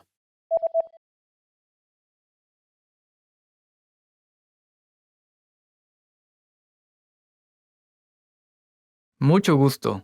Soy Víctor. Listen again and repeat. Mucho gusto. Soy Víctor.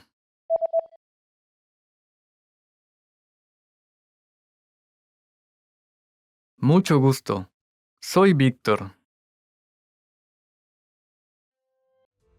This is the end of this lesson. Remember, these can-do lessons are about learning practical language skills. What's next? Show us what you can do. When you're ready, take your assessment. You can take it again and again, so try anytime you like. Our teachers will assess it and give you your results. Hasta la próxima. See you next time. Well done! Now you know how to introduce yourself in Spanish. That's all there is to it. Keep practicing and move on to the next lesson. This is the end of this lesson. Now, here's what you can do to cement this conversation in your head. Review the conversation with our dialogue tool and lesson transcripts. Study the key words and phrases with our spaced repetition flashcards. Review the key grammar and cultural tips inside the lesson notes. And test yourself with our assessment tests. So click the link in the description right now and sign up for your free lifetime account to access our Can Do course. Hasta la próxima. See you next time.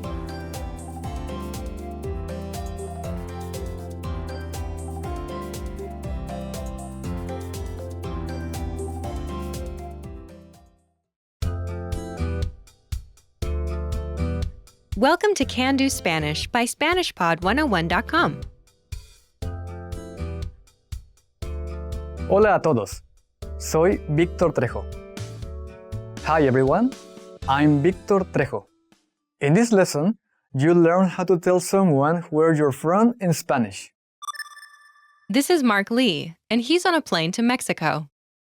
Angel Salazar Almonte, a passenger sitting next to him, asks, "Where are you from?" ¿De dónde es usted? Listen to the conversation and focus on Mark's response. Note, the speakers in this conversation use formal Spanish. Ready? ¿De dónde es usted? Soy de Nueva York. Once more with the English translation. ¿De dónde es usted? Where are you from? Soy de Nueva York. I'm from New York.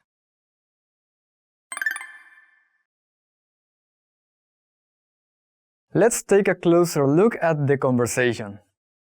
Do you remember how Angel Salazar asks, "Where are you from?"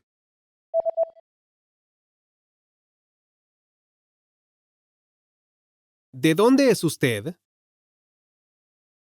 Let's start with Usted. a formal word meaning you. Usted. Usted. Before Usted. is, Es. this literally means is, but it translates as are, as in are you when using formal Spanish. Es. Es. Note, Es. comes from the verb Ser. meaning to be. Ser. Together, Es. Usted. are you when using formal Spanish. Es. Usted. Before this is ¿Dónde? where, ¿Dónde? ¿Dónde? and at the beginning is De. meaning from in this context. De. De. Altogether, ¿De dónde es usted? where are you from when using formal Spanish? ¿De dónde es usted? Remember this question. You'll hear it again later in this lesson. Now, let's take a closer look at the response. Do you remember how Mark Lee says, "I'm from New York"?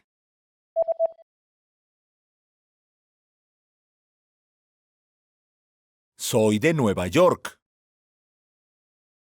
First is Soy. I am. Soy. Soy. Note, Soy. is a shortened form of Yo soy. I am. In Spanish, the Yo. I is usually omitted. Soy. Is from the verb Ser. meaning to be. Ser. Next is De. from in this context. De. Last is the city. Nueva York. New York. Nueva York. Nueva York. Altogether, Soy de Nueva York. I'm from New York. Soy de Nueva York.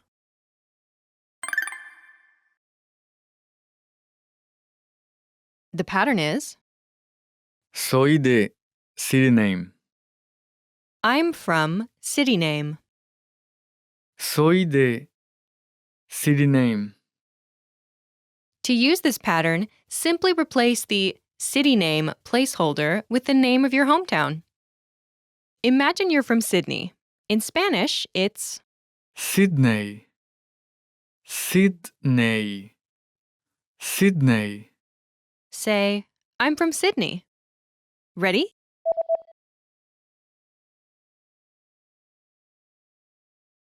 Soy de Sydney. I'm from Sydney. Soy de Sydney. In Spanish, there are basically two language registers.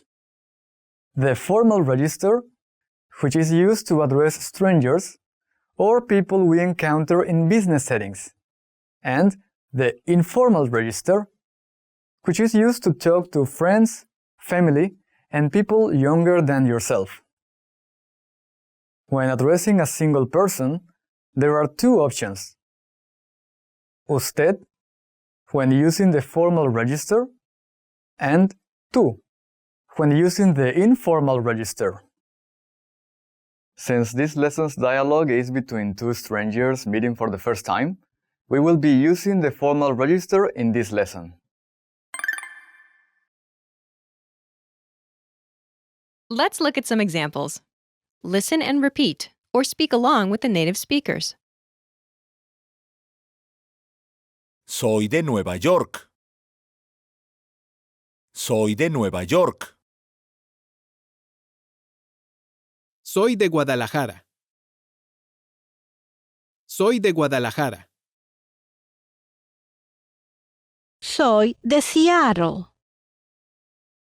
Soy de Seattle. Soy de Londres. Soy de Londres. Soy de Veracruz. Soy de Veracruz. Soy australiana. Soy australiana. Did you notice how the last speaker omits the de and replaces a city name with Australiana?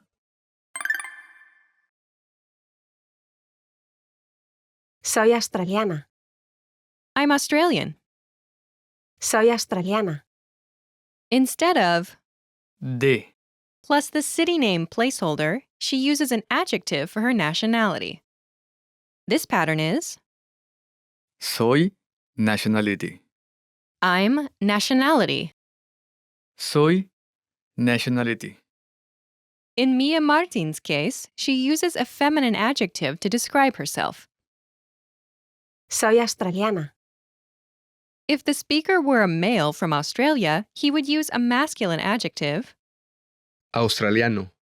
to describe himself. Soy australiano. I'm Australian. Soy australiano. You should be aware of this pattern, but for this lesson, we'll use the pattern Soy de city name. I'm from city name. Soy de city name.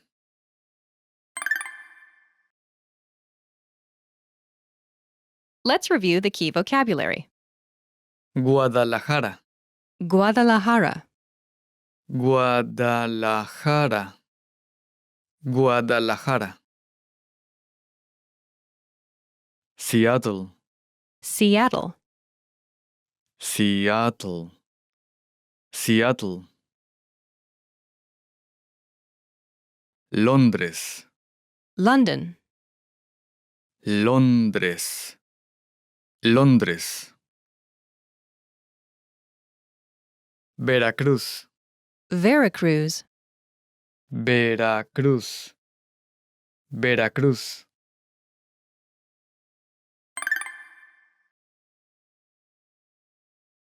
Let's review. Respond to the prompts by speaking aloud.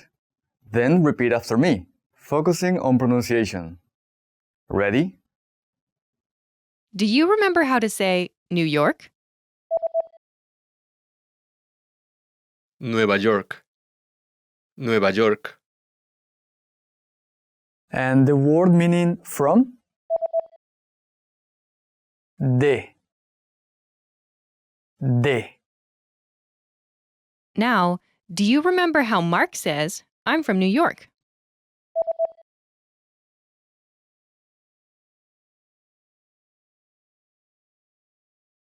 Soy de Nueva York. Soy de Nueva York.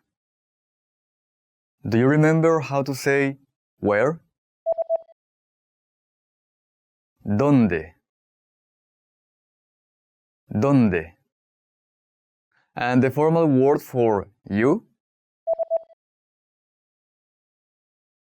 Usted. Usted. Do you remember how Angel Salazar asks, where are you from?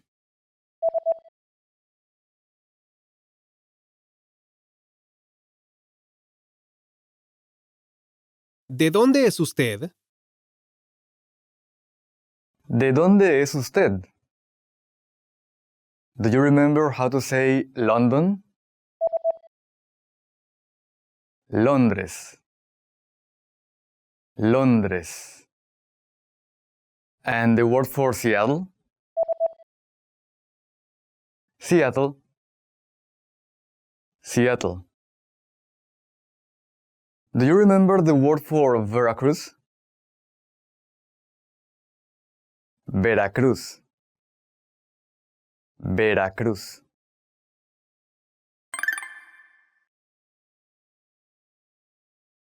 Let's practice. Imagine you're Jack Jones from London.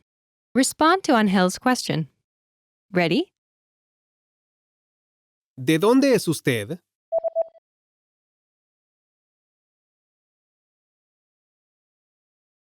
Soy de Londres. Listen again and repeat. Soy de Londres.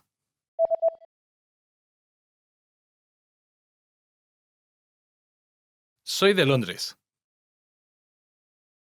Let's try another. Imagine you're Emma Lopez from Seattle. Ready? ¿De dónde es usted?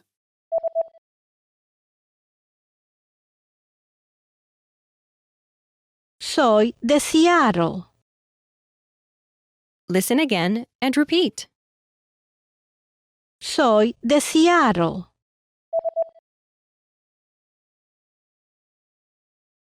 Soy de Seattle. Let's try one more. Imagine you're Victor Trejo from Veracruz. Ready? ¿De dónde es usted?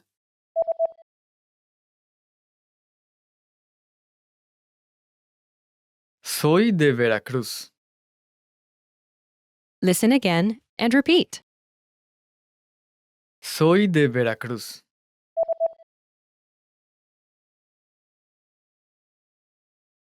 Soy de Veracruz.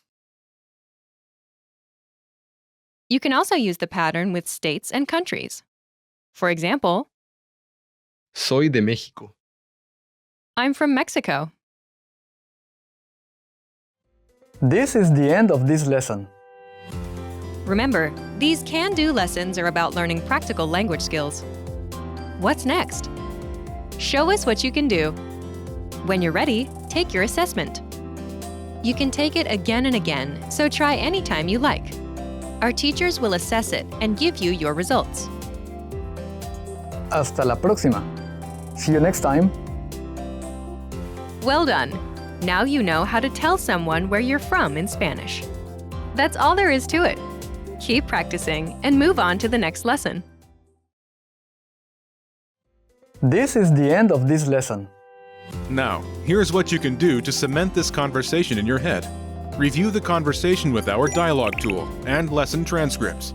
Study the key words and phrases with our spaced repetition flashcards. Review the key grammar and cultural tips inside the lesson notes. And test yourself with our assessment tests. So click the link in the description right now and sign up for your free lifetime account to access our Can Do course. Hasta la próxima. See you next time.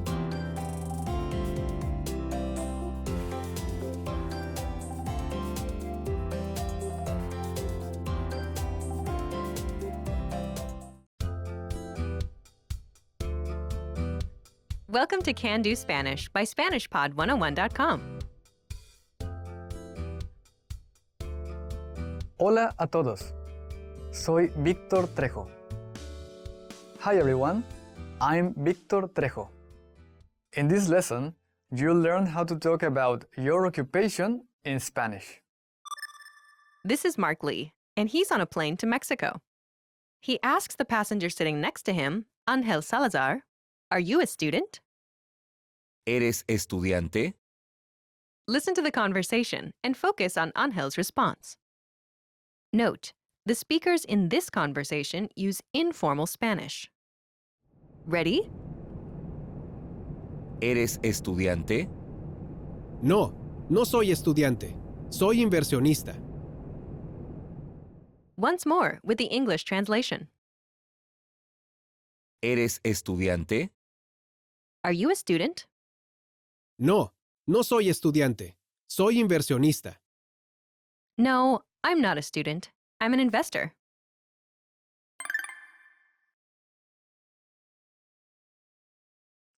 Let's take a closer look at the conversation.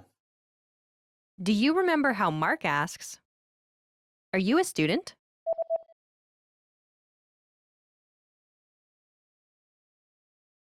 ¿Eres estudiante? First is Eres. which means are, as in you are. Eres. Eres. Note, Eres. is a shortened form of Tú eres. you are. In Spanish, Tú. you is often omitted as it is understood. Eres. Comes from the verb Ser. meaning to be. Ser. Next is Estudiante. student. Estudiante. Estudiante. In Spanish, all nouns have grammatical gender and are either singular or plural. Estudiante. Is masculine and singular. Altogether, it's ¿Eres estudiante? Are you a student? ¿Eres estudiante? Now, let's take a closer look at the response. Do you remember how Ángel says, "No, I'm not a student. I'm an investor"?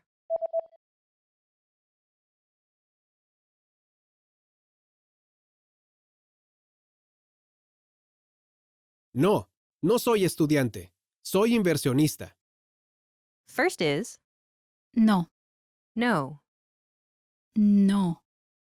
No. It answers Mark's yes or no question. Are you a student? ¿Eres estudiante? After this, Ángel specifies that he is not a student. No soy estudiante. I'm not a student. No soy estudiante. First is No. meaning not here. No. Next is Soy. I am. Soy. Soy. Note, Soy. is a shortened form of, Yo soy. in Spanish, the Yo. I is usually omitted as it is understood, Soy. is from the verb Ser. meaning to be. Ser. Together, No soy. literally means not I am, but it translates as I'm not. No soy. Next is Estudiante. student. Estudiante. Altogether, No soy estudiante. I'm not a student. No soy estudiante. Ángel then tells Mark his actual occupation. Soy inversionista. I'm an investor. Soy inversionista. First is Soy. I am. Soy. Next is Inversionista. investor. Inversionista. Inversionista. Inversionista. Is a masculine, singular noun. Together, Soy inversionista. I'm an investor. Soy inversionista. Altogether, No, no soy estudiante. Soy inversionista. no, I'm not a student. I'm an investor. No, no soy estudiante. Soy inversionista.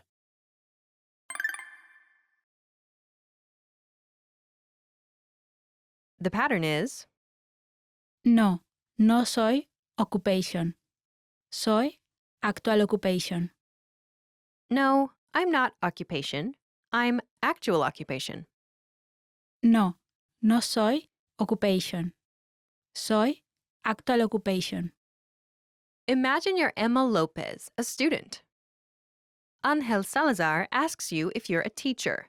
The word for a female teacher is Maestra. Maestra. Maestra. say, no, I'm not a teacher. I'm a student. Ready?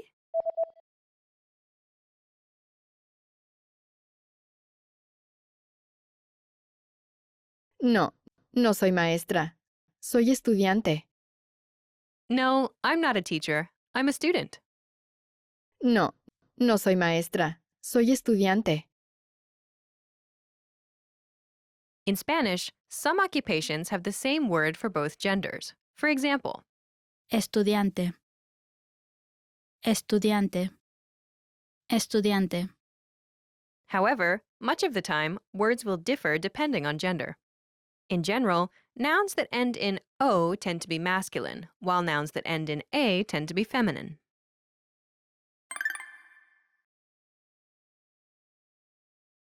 Let's look at some more examples. Listen and repeat, or speak along with the native speakers. No, no soy estudiante. Soy inversionista. No, no soy estudiante. Soy inversionista. No, no soy maestra. Soy estudiante. No, no soy maestra. Soy estudiante. No, no soy maestro. Soy ingeniero. No, no soy maestro. Soy ingeniero. No, no soy enfermera. Soy doctora. No, no soy enfermera. Soy doctora. No, no soy estudiante. Soy maestro. No, no soy estudiante. Soy maestro. No, soy barista. No, soy barista. Did you notice how the last speaker omits no soy estudiante?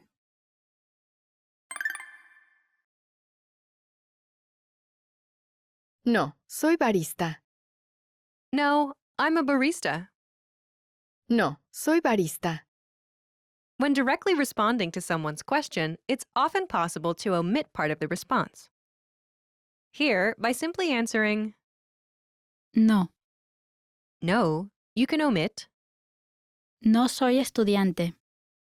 I'm not a student. This pattern is No, soy actual occupation. no, I'm actual occupation. No, soy actual occupation. You should be aware of this pattern, but for this lesson, we'll use the pattern No, no soy occupation. Soy actual occupation. no, I'm not occupation. I'm actual occupation. No, no soy occupation. Soy actual occupation.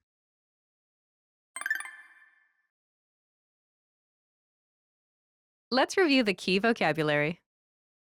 Estudiante. Student. Estudiante. Estudiante. Teacher. Maestro. Maestro. Maestra. Maestra.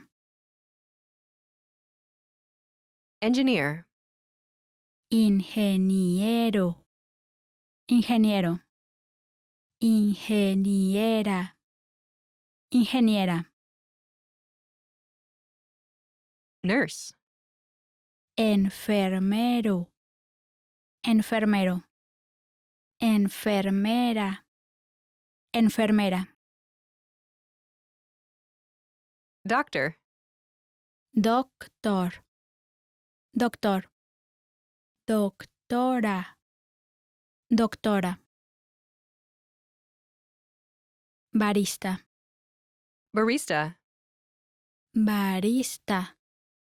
Barista.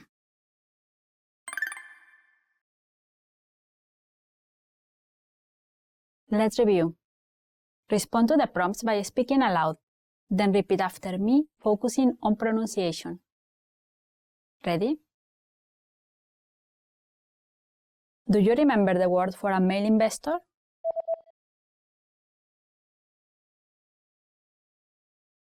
Inversionista. Inversionista. Do you remember how Angel says, I'm an investor?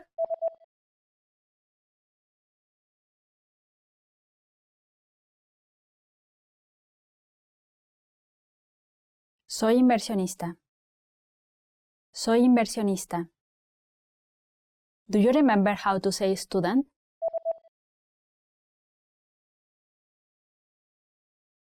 Estudiante. Estudiante. And how to say not? No. No. Do you remember how Angel says, I'm not a student?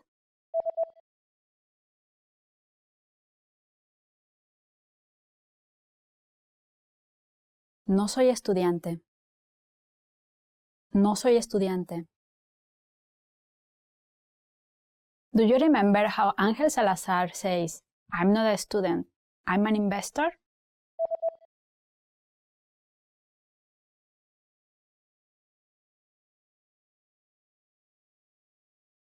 No soy estudiante. Soy inversionista. No soy estudiante, soy inversionista.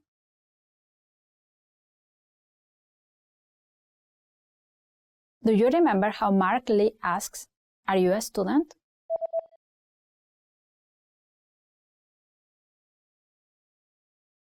¿Eres estudiante? ¿Eres estudiante? Do you remember the word for a male teacher?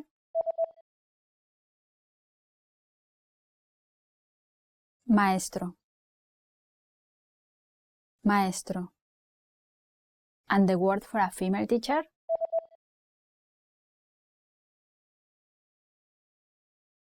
Maestra. Maestra. Do you remember the word for a male engineer?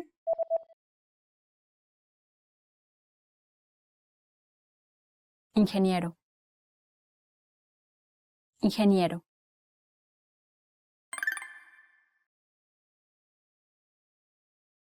Let's practice. Imagine you're Mark Lee and you're an engineer. Respond to Angel's question. Ready? ¿Eres maestro?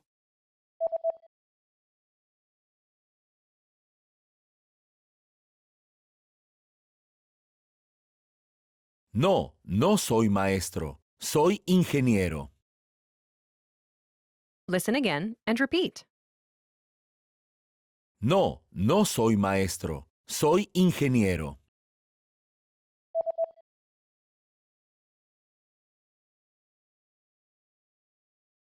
No, no soy maestro. Soy ingeniero. Let's try another. Imagine you're Victor Trejo and you're a teacher. Respond to Angel's question. Ready? ¿Eres estudiante?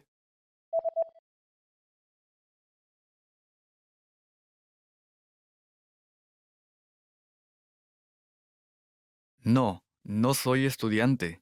Soy maestro. Listen again and repeat. No, no soy estudiante. Soy maestro.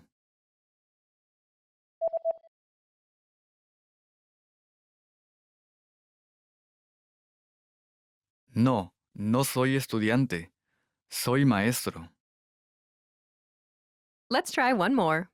Now, imagine you're Emma Lopez and you are a student. Respond to Angel's question. Ready? ¿Eres maestra?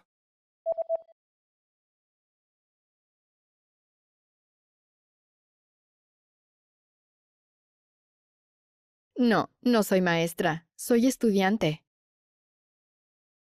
Listen again and repeat. No, no soy maestra. Soy estudiante.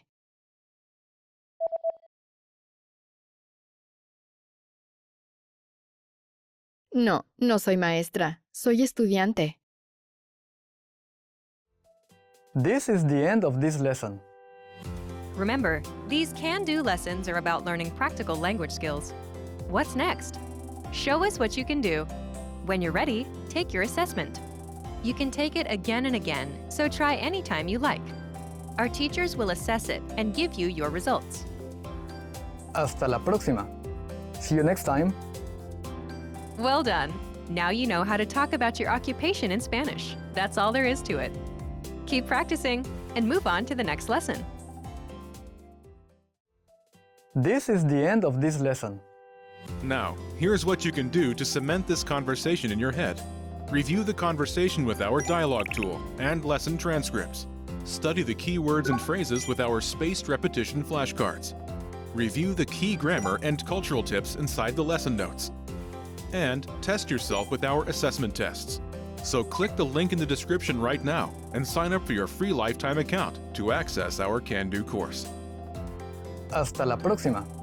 See you next time.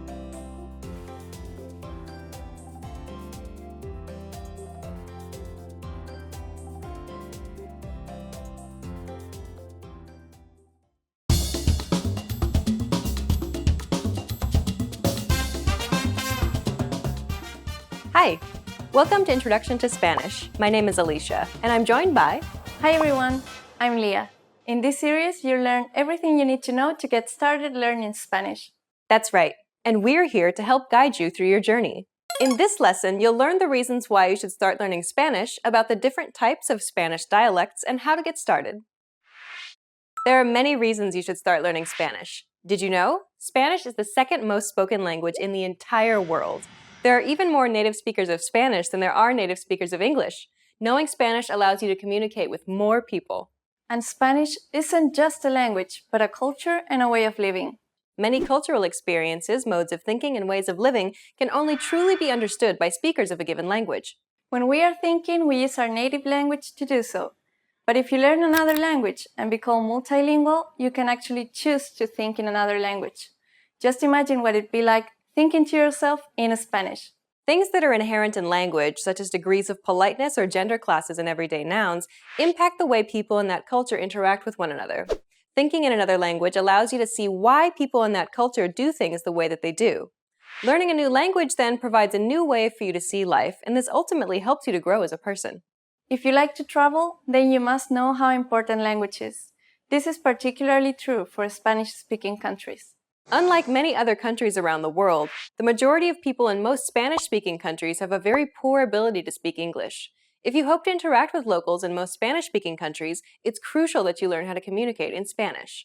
And considering that Spanish is the second most spoken language in the world, you're missing out on a lot of what Spanish culture has to offer if you don't know how to speak Spanish. If you're eager to travel and see the world, learning Spanish may be the catalyst you need to kickstart your journey, and perhaps one day make that dream a reality. Did you know the Spanish spoken in Mexico isn't exactly the same as the Spanish spoken in Spain? Spanish is a super language that spans multiple continents. There are some differences in the language based on region, but these differences will only reveal themselves to you once you start learning Spanish. The beauty of it is that once you learn standard Spanish, you'll be able to understand any Spanish-speaking person, regardless of where they're from. Some dialects and accents, however, can be more easily understood than others.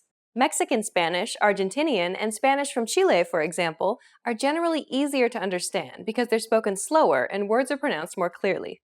Interestingly, Argentinian Spanish has a big Italian influence, so there are many uses of Italian words in the language itself.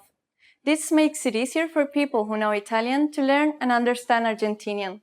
In this series, we'll teach you the most universal form called Standard Spanish, and this will ensure that you'll be able to communicate with Spanish speakers from all over the world. Learning a new language is just a matter of having a good learning method, practice, and time. Let's begin by teaching your first few words in Spanish. In reality, though, you most likely know some Spanish already. Everybody knows patio, hola, and fiesta. Let's teach you something that you might not know, but which is very useful. Muchas gracias. It means thank you very much. Muchas gracias. This is perhaps the most useful phrase to learn since it's used a lot in Spanish. Always answer muchas gracias to show your appreciation. Muchas gracias. Now you try. Muchas gracias. Muchas means many, and gracias means thanks. So the phrase muchas gracias literally means many thanks. Muchas gracias. Repeat after Leah. Muchas gracias. Keep repeating until you get it. Muchas gracias. Okay, one last time. Muchas gracias. Well done. Now you know how to say thank you in Spanish. We've covered a lot of things already, so why don't we wrap up the first lesson and recap what we've learned? In this lesson, you learned the benefits of studying Spanish, the different dialects in Spanish, and how to say thank you in Spanish. Muchas gracias. In the next lesson, we'll dive into Spanish pronunciation by taking a look at the sounds of Spanish, so be sure to watch the next video. See you in the next lesson. Bye! Bye!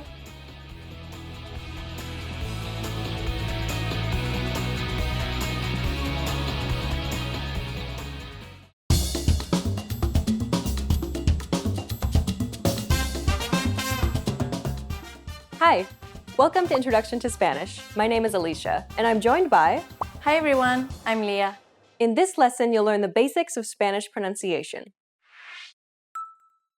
Spanish is a rich language that's decorated with a wide variety of accents and dialects. Since accents and dialects play a huge role in pronunciation, let's take a more detailed look at the different types of accents and dialects of Spanish from around the world. First off, an accent is just a particular way of pronouncing words, like tomato or tomato. They may sound slightly different from one another, but all the rules that govern their use in the language are essentially the same. Dialects, on the other hand, may branch off from the standard language by differing in grammar, word order, and of course pronunciation as well. Therefore, it's generally harder to understand a dialect than an accent. First, let's make some distinctions as to how we refer to the Spanish language. First, español. Español is generally used to refer to the Spanish language as a supergroup. This includes all varieties of Spanish spoken in Spain and internationally. Beneath that is Castilian, which is the actual term used to exclusively refer to the Spanish spoken in Spain. Mexican Spanish is a dialect of Spanish that is spoken in Mexico. Unsurprisingly, due to its proximity to the USA, Mexican Spanish uses far more English words than other dialects of Spanish. Another example, which we mentioned in the previous episode, is Argentinian. Argentinian is another dialect of Spanish spoken in Argentina, and it closely resembles Italian because a huge wave of Italians migrated to Argentina during the 20th century. So Argentinian actually sounds a bit like Italian. Pace is a very important aspect of Spanish because it varies greatly depending on the dialect of Spanish spoken. The Spanish is almost renowned for being a fast-paced language. The pace greatly depends on the region, however, as people in Mexico and some South American countries generally speak slower than speakers from Spain. In some Spanish-speaking countries, it's common practice to shorten words. For example, words ending in an S will instead have the final vowel prolonged. Casas, for instance, would be pronounced casa. We also mentioned before that some dialects of Spanish are influenced by other languages, such as Italian and English. Mexican Spanish uses a lot of English words, and English, being considered a slower-paced language, slows down the pace of the language. And that's one of the reasons Mexican Spanish is slower than the Spanish spoken in Spain. The pace of Spanish, then, depends greatly on the dialect of Spanish. For the most part, English and Spanish share a lot of the same sounds, which generally correspond to the same letters.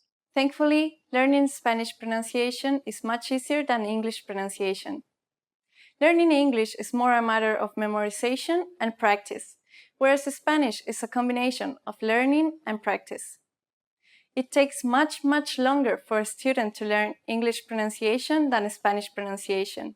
That's because there are many more irregular pronunciations of words in English than there are in Spanish. Take these words, for example. The first word is pronounced colonel, not colonel. The second word is pronounced arise. Adding an N, however, doesn't give you arisen, but arisen. The last word is pronounced ate, but adding an H doesn't give you hate. Instead, it becomes height. Spanish, on the other hand, can mostly be pronounced as it's read. Almendra. The word almendra, meaning almond, is pronounced al-men-dra. It's pronounced exactly the same as it's written. Almendra. The same thing happens with the word carretera, meaning road. Carretera, it's pronounced ca-re-te-ra. Exactly how it's written. Carretera. That's a good example, which demonstrates sounds that do not exist in English. That's right. The double R here is a rolled R. It can be a little tricky for some learners. Carretera. Another common word is perro, meaning dog. Perro. Perro. The trick is to build pressure at the point of contact, using the tip of your tongue to contact the top teeth and gum ridge, and then releasing the pressure quickly by flicking the tongue up and back. When you release the pressure, allow only the smallest amount of air to pass through, so that a tiny passage opens and closes rapidly. This should cause the tongue to vibrate or roll correctly. Try again. Perro. Perro. Well done! Let's wrap up this lesson by recapping what we've learned. In this lesson, you learned about accents and dialects in Spanish, that the spoken pace depends on the dialect, and that Spanish is mostly pronounced as it's written. We've covered only the basics of Spanish pronunciation. If you're interested in learning more, check out the entire course we created named The Ultimate Guide to Spanish Pronunciation. In that course, we cover and break down every single sound in Spanish, showing you mouth and tongue positioning and giving you tips to help you perfect your Spanish pronunciation. In the next lesson, we'll introduce you to the basics of Spanish grammar, where you'll learn how to form sentences and ask questions in Spanish. See you in the next lesson. Bye! Bye!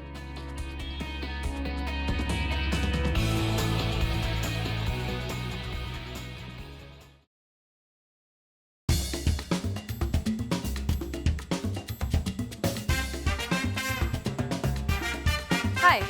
Welcome to Introduction to Spanish. My name is Alicia, and I'm joined by... Hi everyone, I'm Leah. In this lesson, you'll learn the basics of Spanish grammar. Word order refers to the order in which words are structured to form a sentence in a given language. Consider the English sentence, I read books. If we break down the English sentence, I read books, we can see that the subject I is presented first, followed by the verb read, and then finally the object, books, is positioned last. The basic word order for English, then, is subject, verb, object, or SVO for short. Now, let's compare that same sentence, I read books, in Spanish. Yo leo libros. If we break down the Spanish sentence, we get the subject, yo, meaning I. Then comes the verb, leo, meaning read. And finally, we have the object, libros, meaning books. The word order for basic Spanish, then, is subject, verb, object, or SVO for short. As you can see, the word order for sentences in Spanish is the same as that of English. This means that you can essentially swap out English words for Spanish words in an English sentence to convert it to Spanish. So imagine you wanted to say, I ate an apple, but in Spanish. Just swap out the words. I in Spanish is yo. Ate in Spanish is comí. An is una, and apple is manzana. Altogether, it's yo comí una manzana. So, I ate an apple in Spanish is... Yo comí una manzana. You can form nearly all basic sentences in Spanish just by following the SVO word order. We just saw how easy it was to form basic sentences in Spanish and how similar it was to forming basic English sentences. Luckily, it's actually even easier to form sentences in Spanish than it is in English. That's because Spanish is much more flexible when it comes to word order compared to English. Let's go back to the two examples we used earlier. More often than not, if we wanted to say, I read books and I ate an apple in Spanish, we would not usually say, Yo leo libros. Yo comí una manzana. But instead we would just say, Leo libros. Comí una manzana. Notice how the subject I is omitted from the sentence. This is how most Spanish sentences are constructed and spoken in real life. When it's clear who or what the subject is, most Spanish speakers would omit the subject altogether. Yo leo libros and yo comí una manzana would only be used if the subject is unclear or if you wanted to place a stronger emphasis on the subject, as if to say, I am the one who reads books, or I was the one who ate the apple.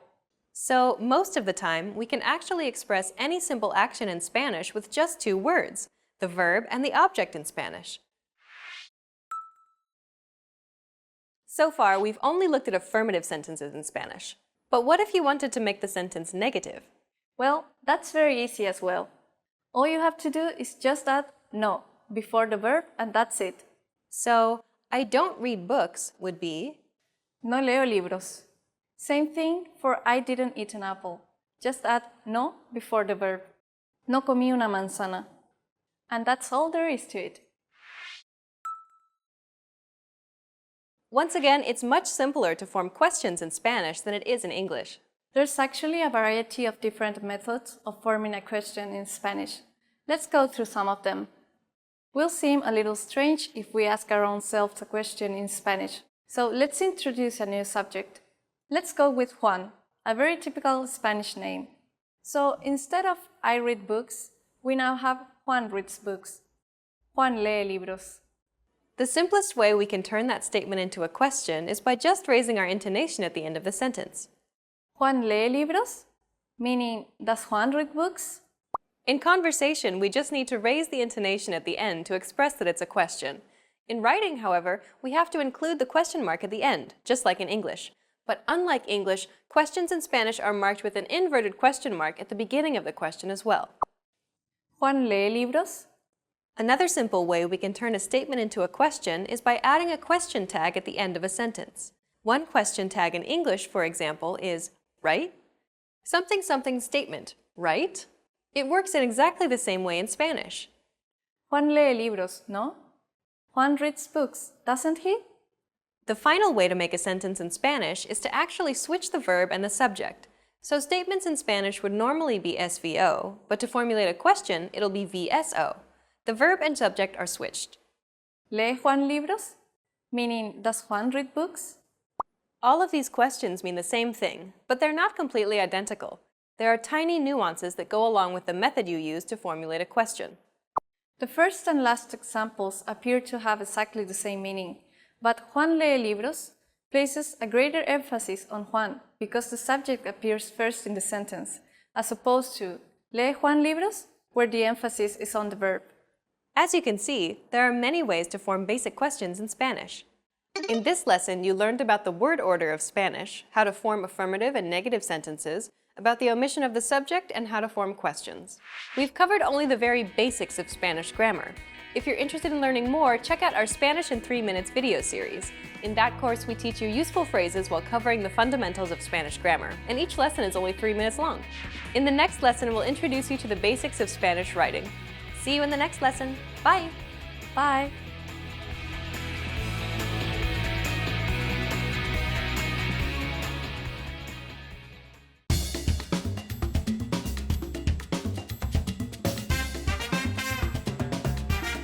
Hi! Welcome to Introduction to Spanish. My name is Alicia, and I'm joined by... Hi everyone, I'm Leah. In this lesson, you'll learn the basics of Spanish writing. Just like English, Spanish uses Roman letters in its writing. Unlike English, the Spanish alphabet has one additional letter called ñ, which appears after the letter N and before the letter O. This letter looks like a regular N, but with a tilde on top. It sounds like a combination between an N and a Y sound, like in the word canyon. Ñe. Español. Niño. Mañana. Other than this one extra letter, the Spanish alphabet is essentially written the same as the English alphabet. For the most part, punctuation in Spanish is similar to English.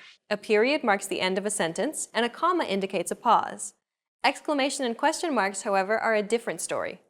In English, we place an exclamation mark at the end of a sentence to denote that it's exclamatory. We do the same thing for question marks to denote that the sentence is a question. In Spanish, however, exclamation marks and question marks must be placed at the end and at the beginning of the exclamatory phrase or question. Hola. Hola? The inverted marks must be placed whenever a new exclamatory or question phrase is formed, even if it is within the same sentence. Hola y buenas noches. Notice how this only applies to the phrase and not to the entire sentence itself. Juan, ¿a dónde vas? On the other hand, the ending marks still go at the end of the sentence, regardless of whether the words are part of the question or not. ¿A dónde vas, Juan? To indicate a sentence that is both a question and an exclamation, use both marks. Ensure that you're being consistent with which marks go on the inside and which go on the outside. ¿Y tú quién te crees que eres? ¿Y tú quién te crees que eres? Compared to English, Spanish doesn't capitalize as many words as English does.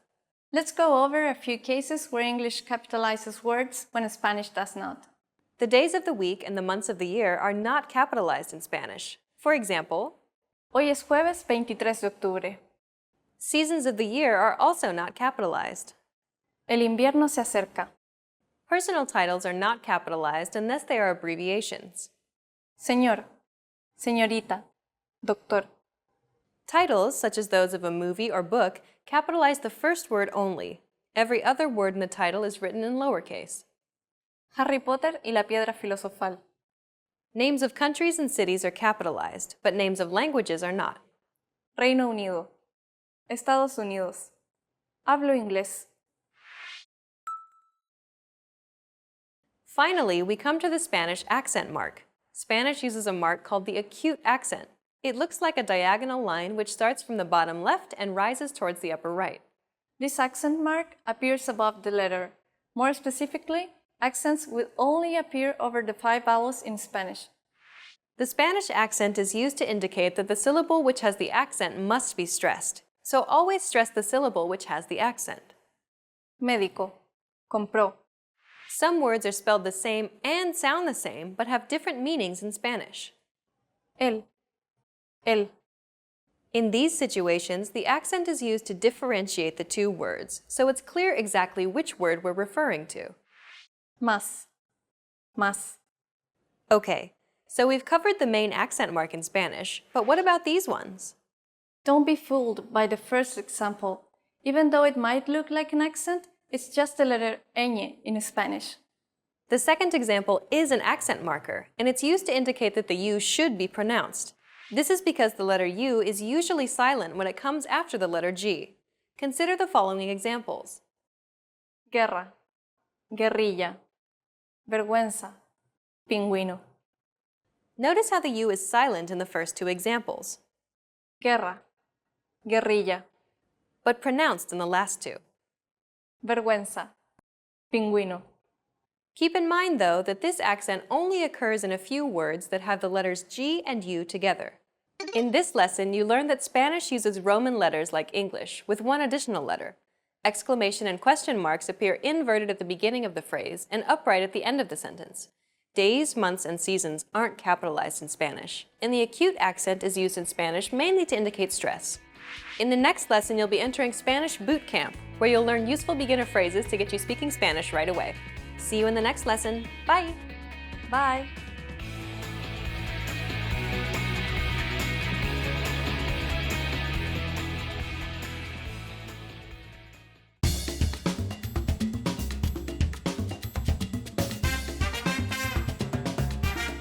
Hi! Welcome to Introduction to Spanish. My name is Alicia, and I'm joined by... Hi everyone, I'm Leah. In this lesson, we'll focus on teaching you the most useful Spanish words and phrases for absolute beginners. Make sure you're repeating the words out loud after I say the examples. Are you ready? Let's get started. The best phrase to learn when studying a new language is one that expresses gratitude and appreciation. If you had to learn only a single phrase, this would be it. We taught you this phrase in the first lesson of this series. Do you remember what it was? Muchas gracias. And it means thank you very much. Muchas gracias. Keep repeating after Leah until you get it. Muchas gracias. Your turn. Muchas gracias. Muchas gracias. Okay, one last time. Muchas gracias. A phrase you would often hear in response to muchas gracias or thank you very much is de nada. De nada. It literally means of nothing, but it's used to say you're welcome. De nada. Your turn. De nada. Okay, one last time. De nada. Both muchas gracias and de nada are expressions often used by Spanish speakers. The next phrase we'll teach you is perhaps the second most useful phrase of all. It's used to apologize or to excuse yourself. Perdone. Perdone. Okay, your turn. Perdone. Perdone. One last time. Perdone. Perdone is the formal way to apologize or excuse yourself. To say it in a more casual way, it's perdona. Perdona. Your turn. Perdona. Perdona. One last time. Perdona. Now you can say thank you very much, excuse me, and I'm sorry in Spanish. Let's move on. Asking where something is an incredibly important and useful phrase to learn. You're going to need this when asking where the bathroom, the train station, or where the hotel is. To do so, say, ¿Dónde está? Then add the location. Cuarto de baño. ¿Dónde está el cuarto de baño? ¿Dónde está el cuarto de baño? Repeat after Leah. ¿Dónde está el cuarto de baño? Remember, if you want to be a bit more polite, you could add excuse me before the question. Perdone, ¿dónde está el cuarto de baño? One last time. Perdone, ¿dónde está el cuarto de baño? For a hotel, it'd be, Perdone, ¿dónde hay un hotel? Perdone, ¿dónde hay un hotel? Have you noticed how the sentences vary slightly? If the thing you're looking for isn't specific, a hotel, we would use the articles un, unos, una, or unas. On the other hand, if it's specific, the hotel, then we would use el, la, los, or las instead. Perdone, ¿dónde hay un hotel? Perdone, ¿dónde está el hotel? And remember to thank the person if they were helpful. Muchas gracias. In this final lesson, you learned how to say thank you, excuse me, I'm sorry, and to ask where something is in Spanish. And in this series, we introduced you to the basics of Spanish pronunciation, grammar, writing, and more. Let's conclude with some parting advice from Leah and listen to some of her tips on how to learn Spanish from a native Spanish perspective. Every day, I see a lot of learners struggling with Spanish verbs. My advice is to start with the simple form of the verb and then learn all the tenses. Only move on to compound verbs when you've mastered the simple form. By far, the biggest mistake that I see learners make is using the incorrect intonation. Intonation is very important in Spanish. The intonation is determined by stress, which in a lot of cases is actually marked by the accent marker. We go into great detail about this aspect of Spanish in our Ultimate Guide to Spanish Pronunciation video series.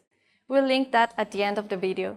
Get comfortable with stress patterns and accents in Spanish, and you'll avoid making this mistake. My last piece of advice is to watch contemporary videos, such as our videos here at SpanishPod101.com.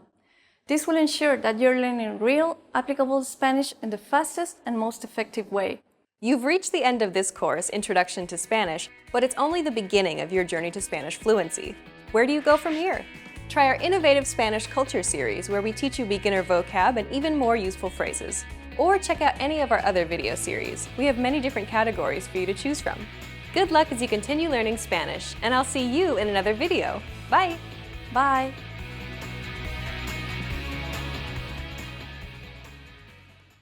Hi, my name is Rosa, and today we will be doing the top 25 phrases in Spanish. So the first one is hola, hello. Hola, which means hello. Hola is a very casual way to greet someone, so you can say hola to your friends, and hola to your family, and hola to everyone. Adios, goodbye. Adios is goodbye.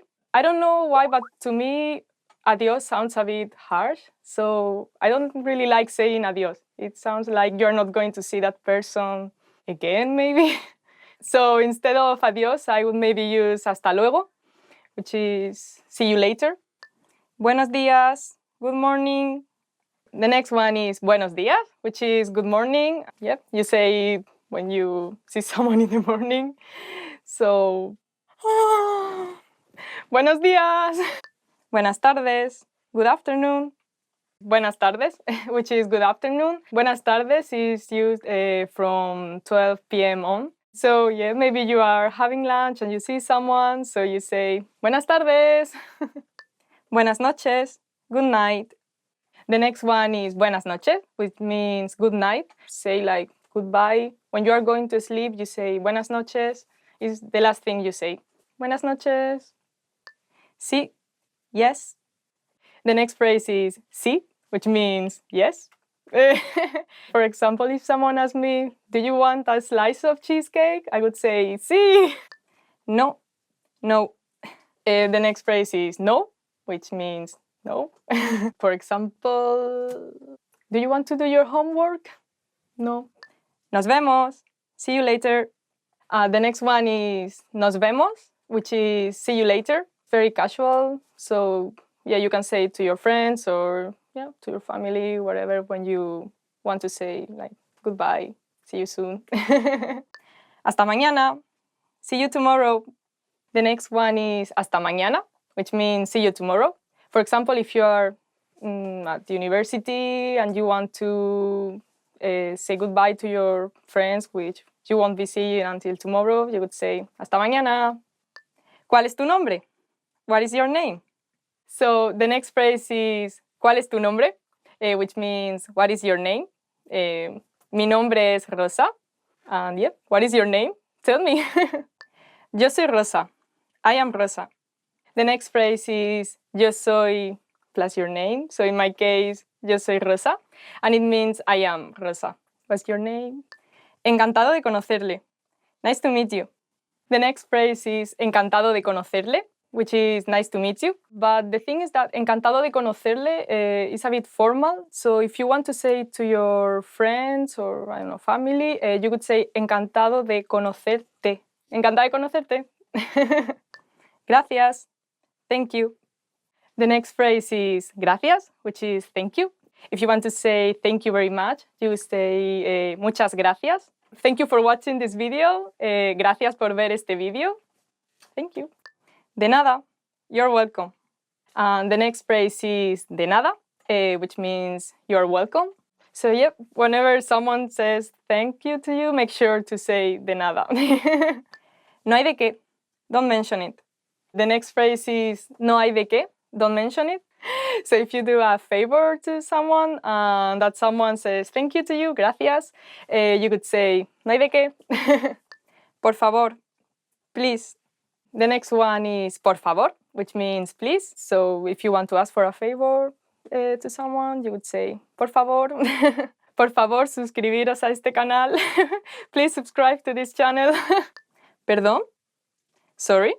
The next one is perdón, which is sorry. If you haven't heard something properly and you want the other person to repeat it, you can say perdón. Lo siento. Sorry. The next one is lo siento. I'm sorry. So if you did something wrong, that's what you say. So, for example, if you get late to class, you could say to the teacher, "Lo siento." Bienvenidos, welcome. The next one is bienvenidos, which is welcome. Bienvenido. If someone is coming to your house, you can say bienvenidos. ¿Cómo estás? How are you? The next one is ¿Cómo estás?, which means how are you? It's not a formal way to say it, but maybe a more informal way would be ¿Qué tal? But yeah, I think you can use ¿Cómo estás?, like with almost everyone. Like sometimes when you ask ¿Cómo estás?, you want like a more in-depth answer. Like you don't want a simple I'm fine, but you really want to know how that person is. But maybe ¿Qué tal? Is more casual, and it's just like, you just want to hear, I'm fine, thank you. For example, if you ask someone, ¿Cómo estás?, that person could tell you, I'm not very good, I lost my job and I'm trying to find a new one, but something like that. ¿Qué hora es? What time is it? The next one is ¿Qué hora es? What time is it? So now it's 4 o'clock, las 4 en punto. ¿Cuánto es? How much? The next one is ¿Cuánto es? How much? So when you enter a shop and you want to know the price of something, you can say ¿Cuánto es? Also, you can say ¿Cuánto cuesta? It's the same thing. ¿Qué es eso? What is that? The next one is ¿Qué es eso? What is that? Yeah, you can point at something and ask ¿Qué es eso? ¿En dónde está el baño? Where is the bathroom? The next one is ¿En dónde está el baño? Where is the bathroom? Yeah, very useful phrase to know. So, for example, if you are in a restaurant and you want to go to the bathroom, you can ask the waiter, ¿Dónde está el baño? And then the waiter indicates you and yeah, you go to the bathroom. No lo comprendo. I don't understand. The next one is no lo comprendo, which is I don't understand it. If someone is talking to you and you are a bit lost, you can say lo siento, sorry, no lo comprendo, I don't understand. If they are nice, they will try to explain it better to you. Also, instead of comprendo, you can also say entiendo. So, no lo entiendo. It would be the same thing. This is the end. Thank you for watching this video. I hope you enjoyed these top 25 phrases in Spanish, and don't forget to subscribe. Bye! I am a bit shy, I don't know.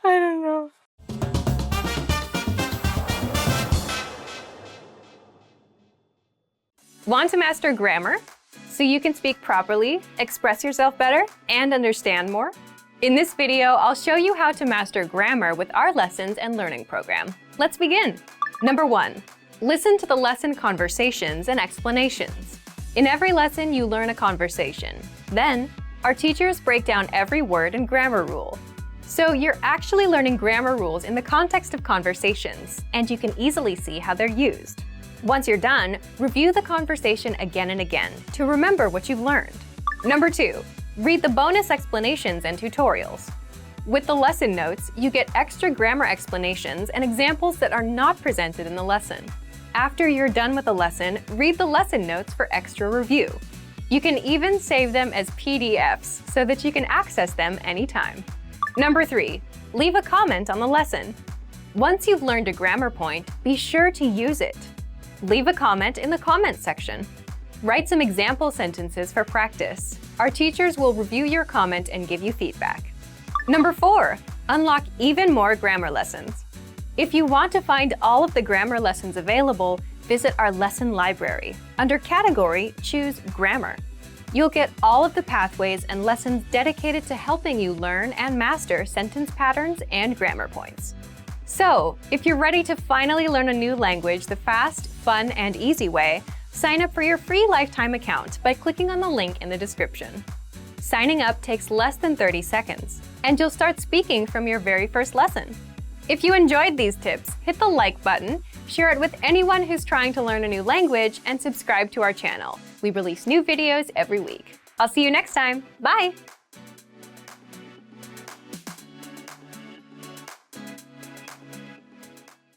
Want to finally learn Spanish the fast, fun, and easy way?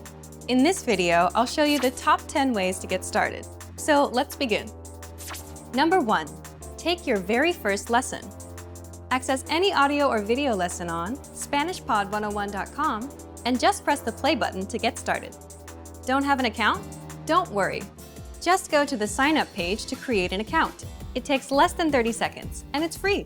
We have thousands of audio and video lessons covering a variety of topics like grammar, pronunciation, listening, and reading. Just click on the play button on any lesson and start learning. Number 2. Read along with the lesson. You can read along with the lesson notes or lesson transcript. These come with every lesson. The lesson notes provide you with the dialogue for the scene taught in the lesson, along with translations, a more in-depth explanation of the grammar and culture, and even vocab and sample sentences. The lesson transcript is the full word-for-word transcript of everything you hear in the lesson. And the dialogue study tool provides you with the audio for the lesson dialogue, along with the translations. Number 3. Shadowing. Shadowing is a tested learning technique where you repeat what you hear. This is a great way to start speaking in minutes and practice speaking in general. If you're listening along with the lesson audio or dialogue, be sure to shadow along the way. Number 4. Use the dialogue study tool to master the conversation. Here, you get the line-by-line breakdown of the conversation demonstrated in the lesson. Listen and repeat until you've mastered each line. Do this until you've mastered the entire conversation. Number 5. Use the voice recorder to perfect your pronunciation and speaking. In the dialogue study tool, you'll find a microphone icon next to each line. Click on it to record your voice. Then, compare it with the native speakers. Listen and adjust your pronunciation until you match that of the native speaker. Number 6. Review vocab with the lesson vocabulary list. Vocabulary words are the building blocks of language. You can save vocab words taught in each lesson by clicking on Add to Word Bank. Want to drill the words with smart flashcards instead? Just click on Add to Flashcard Deck to do so. Number 7. Listen to the review track. If you've studied an audio lesson before, just listen to the review track so that you don't have to listen through the entire lesson again.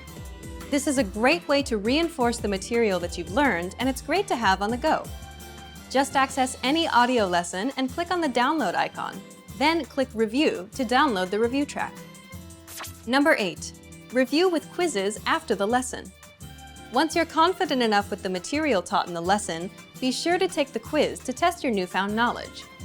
Take the review questions and answer true or false for each one. Or take the writing questions and input your answer. Remember to check the answers by clicking on the Check Answers button. Number 9. Participate and leave a comment. The best way to master what you've learned is to use it. Join the community of learners by leaving a comment below at the end of every lesson. Our dedicated teachers will check your responses to correct you on any mistakes or provide you with helpful study tips and advice. And finally, number 10. Move on to the next lesson. Done with a lesson? Mark the lesson as complete. You can see your overall learning progress on your dashboard. If you particularly enjoyed the lesson, mark the lesson as Favorite so that you can come back to it later at any time. Click on the forward arrow to move on to the next lesson and continue learning. If you enjoyed these tips, hit the like button, share it with anyone who's trying to learn Spanish, and subscribe to our channel. We release new videos every week. Remember, you can sign up to SpanishPod101.com by clicking on the link in the description. Sign up takes less than 30 seconds, and it's free. I'll see you next time. Bye!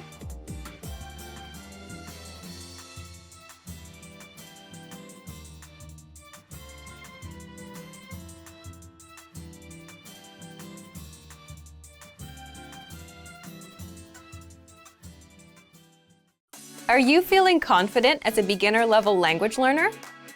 Are you ready to move up to the intermediate level? Here are some tips to help you make that leap and advance your language learning progress. Tip number 1. Determine your skill level.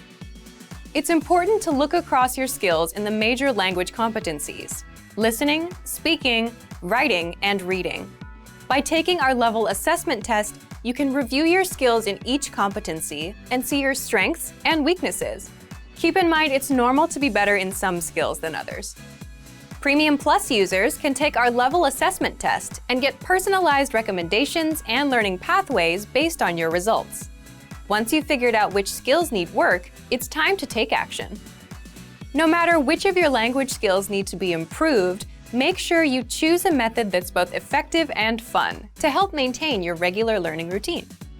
Tip number 2, listening. The most effective way to build your listening comprehension is by building a strong vocabulary. The more vocab you master, the easier it will be to understand the context and details of the conversation. Songs in the target language are a key listening tool that will teach you common, everyday vocabulary. By learning and memorizing the lyrics, you're building up your vocabulary. If you really want your listening skills to take off, listen to our podcasts. We have hundreds of hours of audio lessons for you to listen to. Before you know it, you'll be able to understand shows and movies. Tip number 3, speaking. Add speaking elements to your language routine. Try shadowing podcasts, repeating along while you listen. Match the native speaker's pronunciation and intonation. This is a fantastic way to improve your fluency and accuracy. You can also find a partner for conversation exchange. A partner can help correct your mistakes and teach you more natural ways to phrase your ideas. Tip number 4, writing. An easy way to start writing more often is by keeping a one-sentence journal. Write one sentence in a journal every day. It doesn't take a lot of time and is a great habit for beginners to build a routine. You have to be consistent to make improvements. Ask native speakers to correct your writing to improve even faster. You can submit sentences and phrases to your teacher using Premium Plus. Tip number 5, reading. Reading is a skill you can improve by yourself. There's no need to rush. It doesn't matter if you read 1 or 100 pages at a time. What matters is that you understand what you read. Write down new words as you read them to practice later. If there's an audio version, read along with the narrator. It'll help you read at a slightly faster speed than normal. You can use the audio that comes with each of our lessons. Bonus tip, never give up. Where do your language skills currently stand? Where do you want them to be? How do you get there? Whatever your goal is, make it clear and part of your life. You'll reach it if you stay focused and positive. And if you really want your skills to take off, make use of our tools and resources.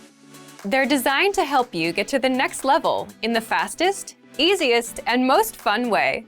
Just click the link in the description to sign up for a free lifetime account. Sign up takes less than 30 seconds. Click the link in the description and start learning right away. I'll see you there. Bye! Can you really learn a new language all alone? Learning a language without traditional classroom instruction may seem quite daunting at first. What if you run into questions? How do you stay on track and motivated to achieve your goals? Don't worry.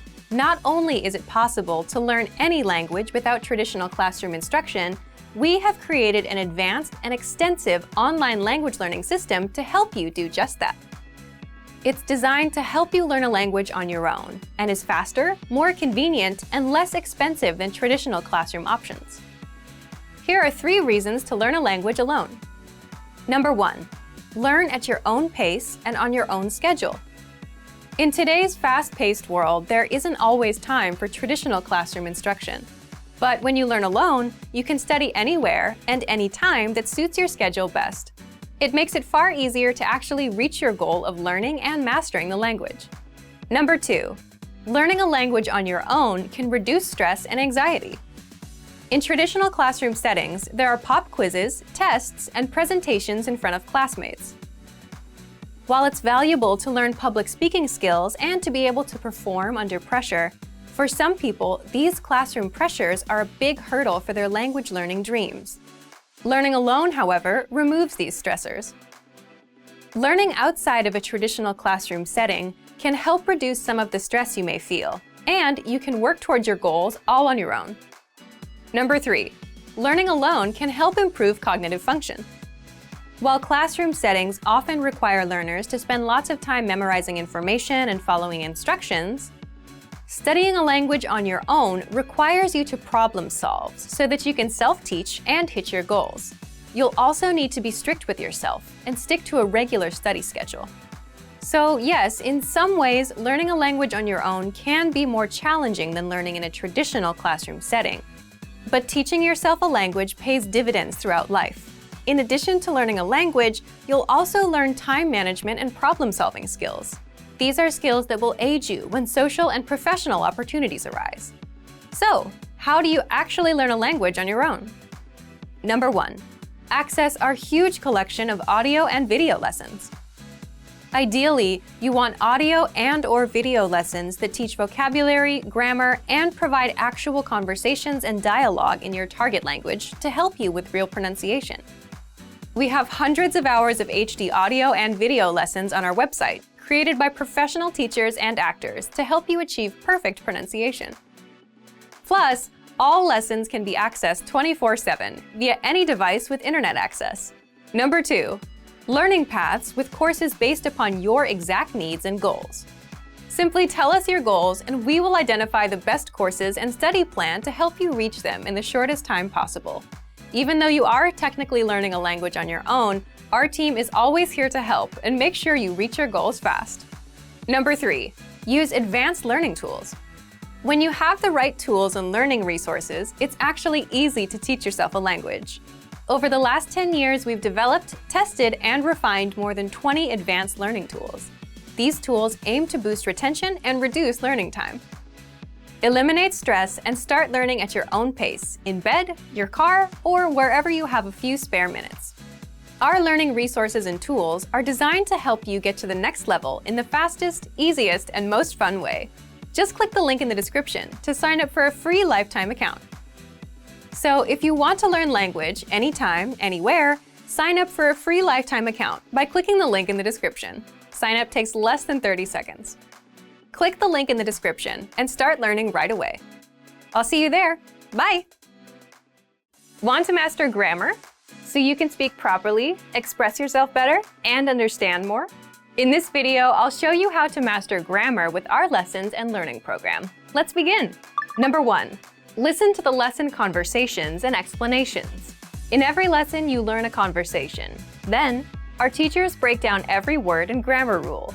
So you're actually learning grammar rules in the context of conversations, and you can easily see how they're used. Once you're done, review the conversation again and again to remember what you've learned. Number 2. Read the bonus explanations and tutorials. With the lesson notes, you get extra grammar explanations and examples that are not presented in the lesson. After you're done with the lesson, read the lesson notes for extra review. You can even save them as PDFs so that you can access them anytime. Number 3. Leave a comment on the lesson.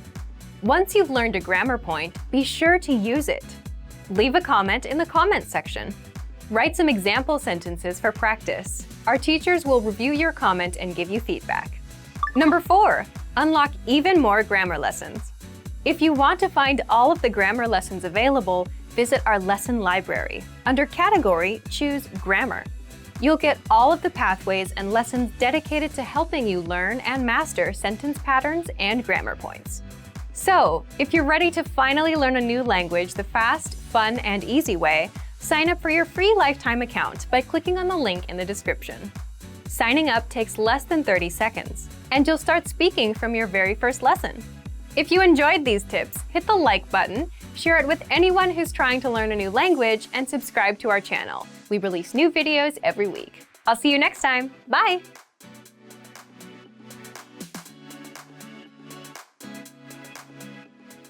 Have you always wanted to learn a new language? You probably have your own reason for wanting to learn, but there are huge benefits to being bilingual that you might not know about. In this video, I'll introduce a few of them. Here are some reasons why you should learn a new language. Number 1. You become smarter. Studies show that learning a new language improves your focus and memory. It improves your decision-making. You score higher on intelligence tests, and you're less likely to be swayed by propaganda. Number 2. You make more friends. Because you get to communicate with more people, you can meet more people and make more friends. This will help you get more opportunities, like jobs. Number 3. Find love. The more people you meet, the more opportunities you have of finding that special someone. Number 4. You can travel with ease. simply because you can express yourself confidently in another language. Catching a cab, ordering food, and getting around will never be a problem. Number 5, you're more open-minded and feel more empathy. Because a new language puts you in another culture's shoes. When you can speak in another language, you see the world the way that the native speakers do. In fact, when some bilinguals switch from one language to another, they also switch personalities and express themselves differently. For example, people tend to feel more direct and assertive when speaking English, and more polite when speaking Japanese. So this allows you to understand others' worldviews and connect with people on a deeper level. Number 6, you delay the mental effects of aging by 4 or 5 years. Learning and mastering another language sharpens your brain and increases the amount of gray matter, which helps delay dementia. So if you're ready to finally learn and master a new language the fast, fun, and easy way, sign up for your free lifetime account by clicking on the link in the description. Signing up takes less than 30 seconds, and you'll start speaking from your very first lesson. If you enjoyed these tips, hit the like button, share the video with anyone who's trying to learn a new language, and subscribe to our channel. We release new videos every week. I'll see you next time. Bye! When learning a new language, we sometimes have a hard time with things like procrastination, discouragement, or failure. But don't panic. With a good strategy, you'll be able to overcome these difficulties. Are you ready to discover the 4 habits of successful learners? Number 1, optimize your time. When learning a language, it's important to dedicate time to your studies regularly, even if sometimes it's difficult. You're busy with school, work, family, or friends, but you can spread out your learning throughout the day. Study whenever you have small gaps of time in your busy schedule. This can be when you're on the metro, on your lunch break, or while you're exercising. Our podcast learning format fits perfectly into your tight schedule. Number 2, consistency with your chosen method. There are a lot of options when it comes to courses and learning materials. Switching from one method to another can confuse you and disrupt your progress. Focusing on one learning method will make a difference. Our method has been created and optimized by real teachers, so you can stick to it with confidence. Number 3, use your language background. Many languages share some commonalities. You can find words that look or sound similar, or even share the same grammar structure. A little bit of language background will give you an edge while learning. Number 4, study continuously. People are excited when they start learning a new language. The enthusiasm usually lasts until the first roadblock. This can lead to discouragement and procrastination. But don't burn yourself out. Learning a language is a marathon, not a sprint. Don't try to learn it all at once. Break things down into more digestible chunks. Learning step by step might feel slow, but it's an efficient way to learn a language. With patience, motivation, and good resources, you'll master the language. Remember, you can't learn a language overnight, but with motivation and these daily lessons, you'll be on the road to fluency. Give it a try now. Sign up for your account. Just click the link in the description. If you're learning a new language, there will be times when you'll struggle with the lesson, when you won't fully understand what you learned, when you'll be in a rut, or when you just won't feel like you're making any progress. And that's totally normal. In this video, you'll learn what to do if you're not learning and how to overcome language learning struggles. Let's begin. Number 1, understand the mindset of a successful learner. Some learners are more successful than others. A key difference between successful learners and less successful learners is in the way they approach problems. Some learners rely completely on a learning program. If there's a grammar rule or word they don't understand, they get frustrated and blame the program. They don't look for solutions. Successful learners approach problems a little differently. If they encounter a problem, they look for a solution or ask for help instead of getting frustrated. You may feel frustrated at times, especially if you're a beginner, but how you choose to react will make all the difference. Number 2, set small, measurable, realistic goals with a deadline. Most learners fail because they set big, vague goals, like, I want to be fluent. When they realize they have no idea how to do that, they lose motivation and quit. The solution to this? Set small, measurable, realistic goals with a deadline. For example, finish 10 audio lessons by the end of this week. Learn 20 words by the end of this week. Speak 1 minute of conversation by the end of this month. listen to lessons for just 5 minutes a day, every day this month. Now your goals are small and realistic enough to accomplish. They're specific and measurable, so you know when you reach them, and the deadline gives you a finish line. For example, either you learned all 20 words by Friday or you didn't. When you reach your goal, you gain a ton of confidence. This improves your chances of reaching your next goal because you've had experience reaching a goal and you understand the things you need to do to be successful. Number 3, read along with the lesson notes and lesson transcripts. Now, what if you're doing a lesson but you can't catch a word? Take advantage of the lesson notes and lesson transcripts and read along with the lesson. The lesson notes give you in-depth grammar and vocabulary explanations that are not available in the lesson. And the lesson notes give you the word-for-word transcript of everything said in the lesson. So if you want to pick up every word, read the transcript. Number 4, review, because repetition is the mother of all learning. If you're struggling with a particular word, grammar rule, or lesson, be sure to repeat and review it a few times. And then, come back a few days later and review it again. This same principle is used in our spaced repetition flashcards. The system quizzes you on words, then re-quizzes you in 3 days, then in 6 days, and so on, until the word gets embedded in your long-term memory. Some things you can do right now are: download the lesson and lesson notes, save the words to your word bank, or even write down the words or grammar rules. Then come back to review them later. Number 5, reach out to our teachers and ask questions. If you're a Premium Plus member, you can easily get in touch with your teacher and get all of your points of confusion cleared up. Or you can always leave a comment on our lessons, and our teachers will get back to you. Remember, you're not alone. If you're struggling with a lesson, you can always get in touch with us. Number 6, take a break and go do something else. Another thing you can do is take a break and do something else that doesn't require much thinking. There's a reason our best ideas come while in the shower or while taking a walk. While you're on a break, your brain is more relaxed and starts making connections that you couldn't see when you were focused and stressed out. It's also why coming back to review things with a fresh mind can help you better understand the lessons you've taken. Number 7, downgrade your learning routine. If you're studying for 30 minutes a day and find yourself overwhelmed, or if you suddenly find yourself busy, the best thing to do is to reduce your study routine to something easier and more manageable. If you've been learning 30 minutes a day, drop down to 10 or 15 minutes. Even 5 minutes is good enough because language learning success comes with consistency. Quitting and coming back every 3 months won't work. This brings us to our next point. Number 8, remember, learning a language is a marathon, not a sprint. Think about it. You can't cram for 5 hours and expect to remember everything you've studied. So just like with a marathon, it's okay to go slow and at your own pace, even if you're learning for just 5 minutes a day. Similarly, if you're having trouble understanding a grammar point or a lesson, don't let it bring you down. Learning a language is a marathon, a long-term game. The little points of confusion you have now are just small obstacles, and you'll fully understand them with time. So, if you're ready to finally learn a new language the fast, fun, and easy way, sign up for your free lifetime account by clicking on the link in the description. Signing up takes less than 30 seconds, and you'll start speaking from your very first lesson. If you enjoyed these tips, hit the like button, share the video with anyone who's trying to learn a new language, and subscribe to our channel. We release new videos every week.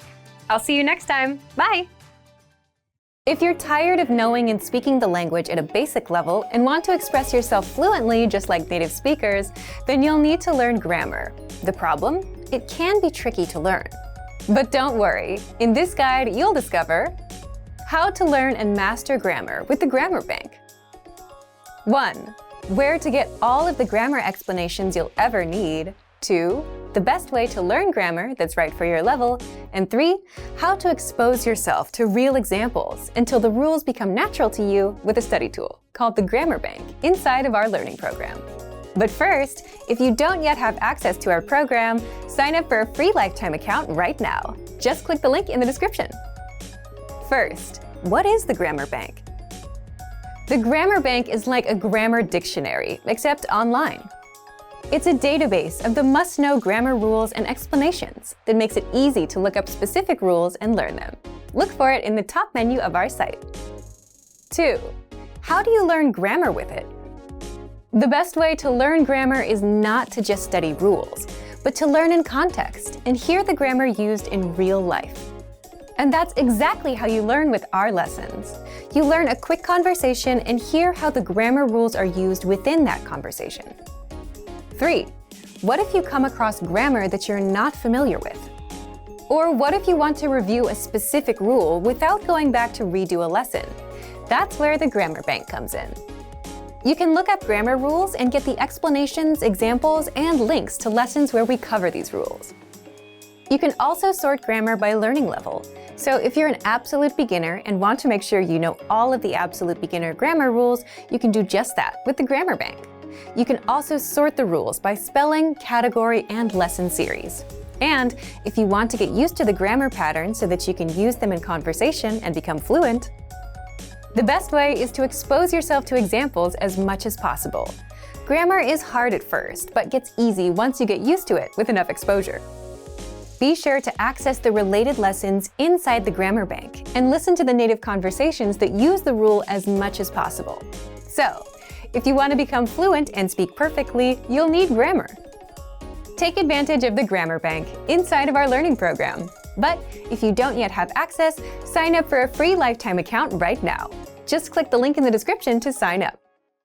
Expand your vocabulary with our core 2,000 words ebook.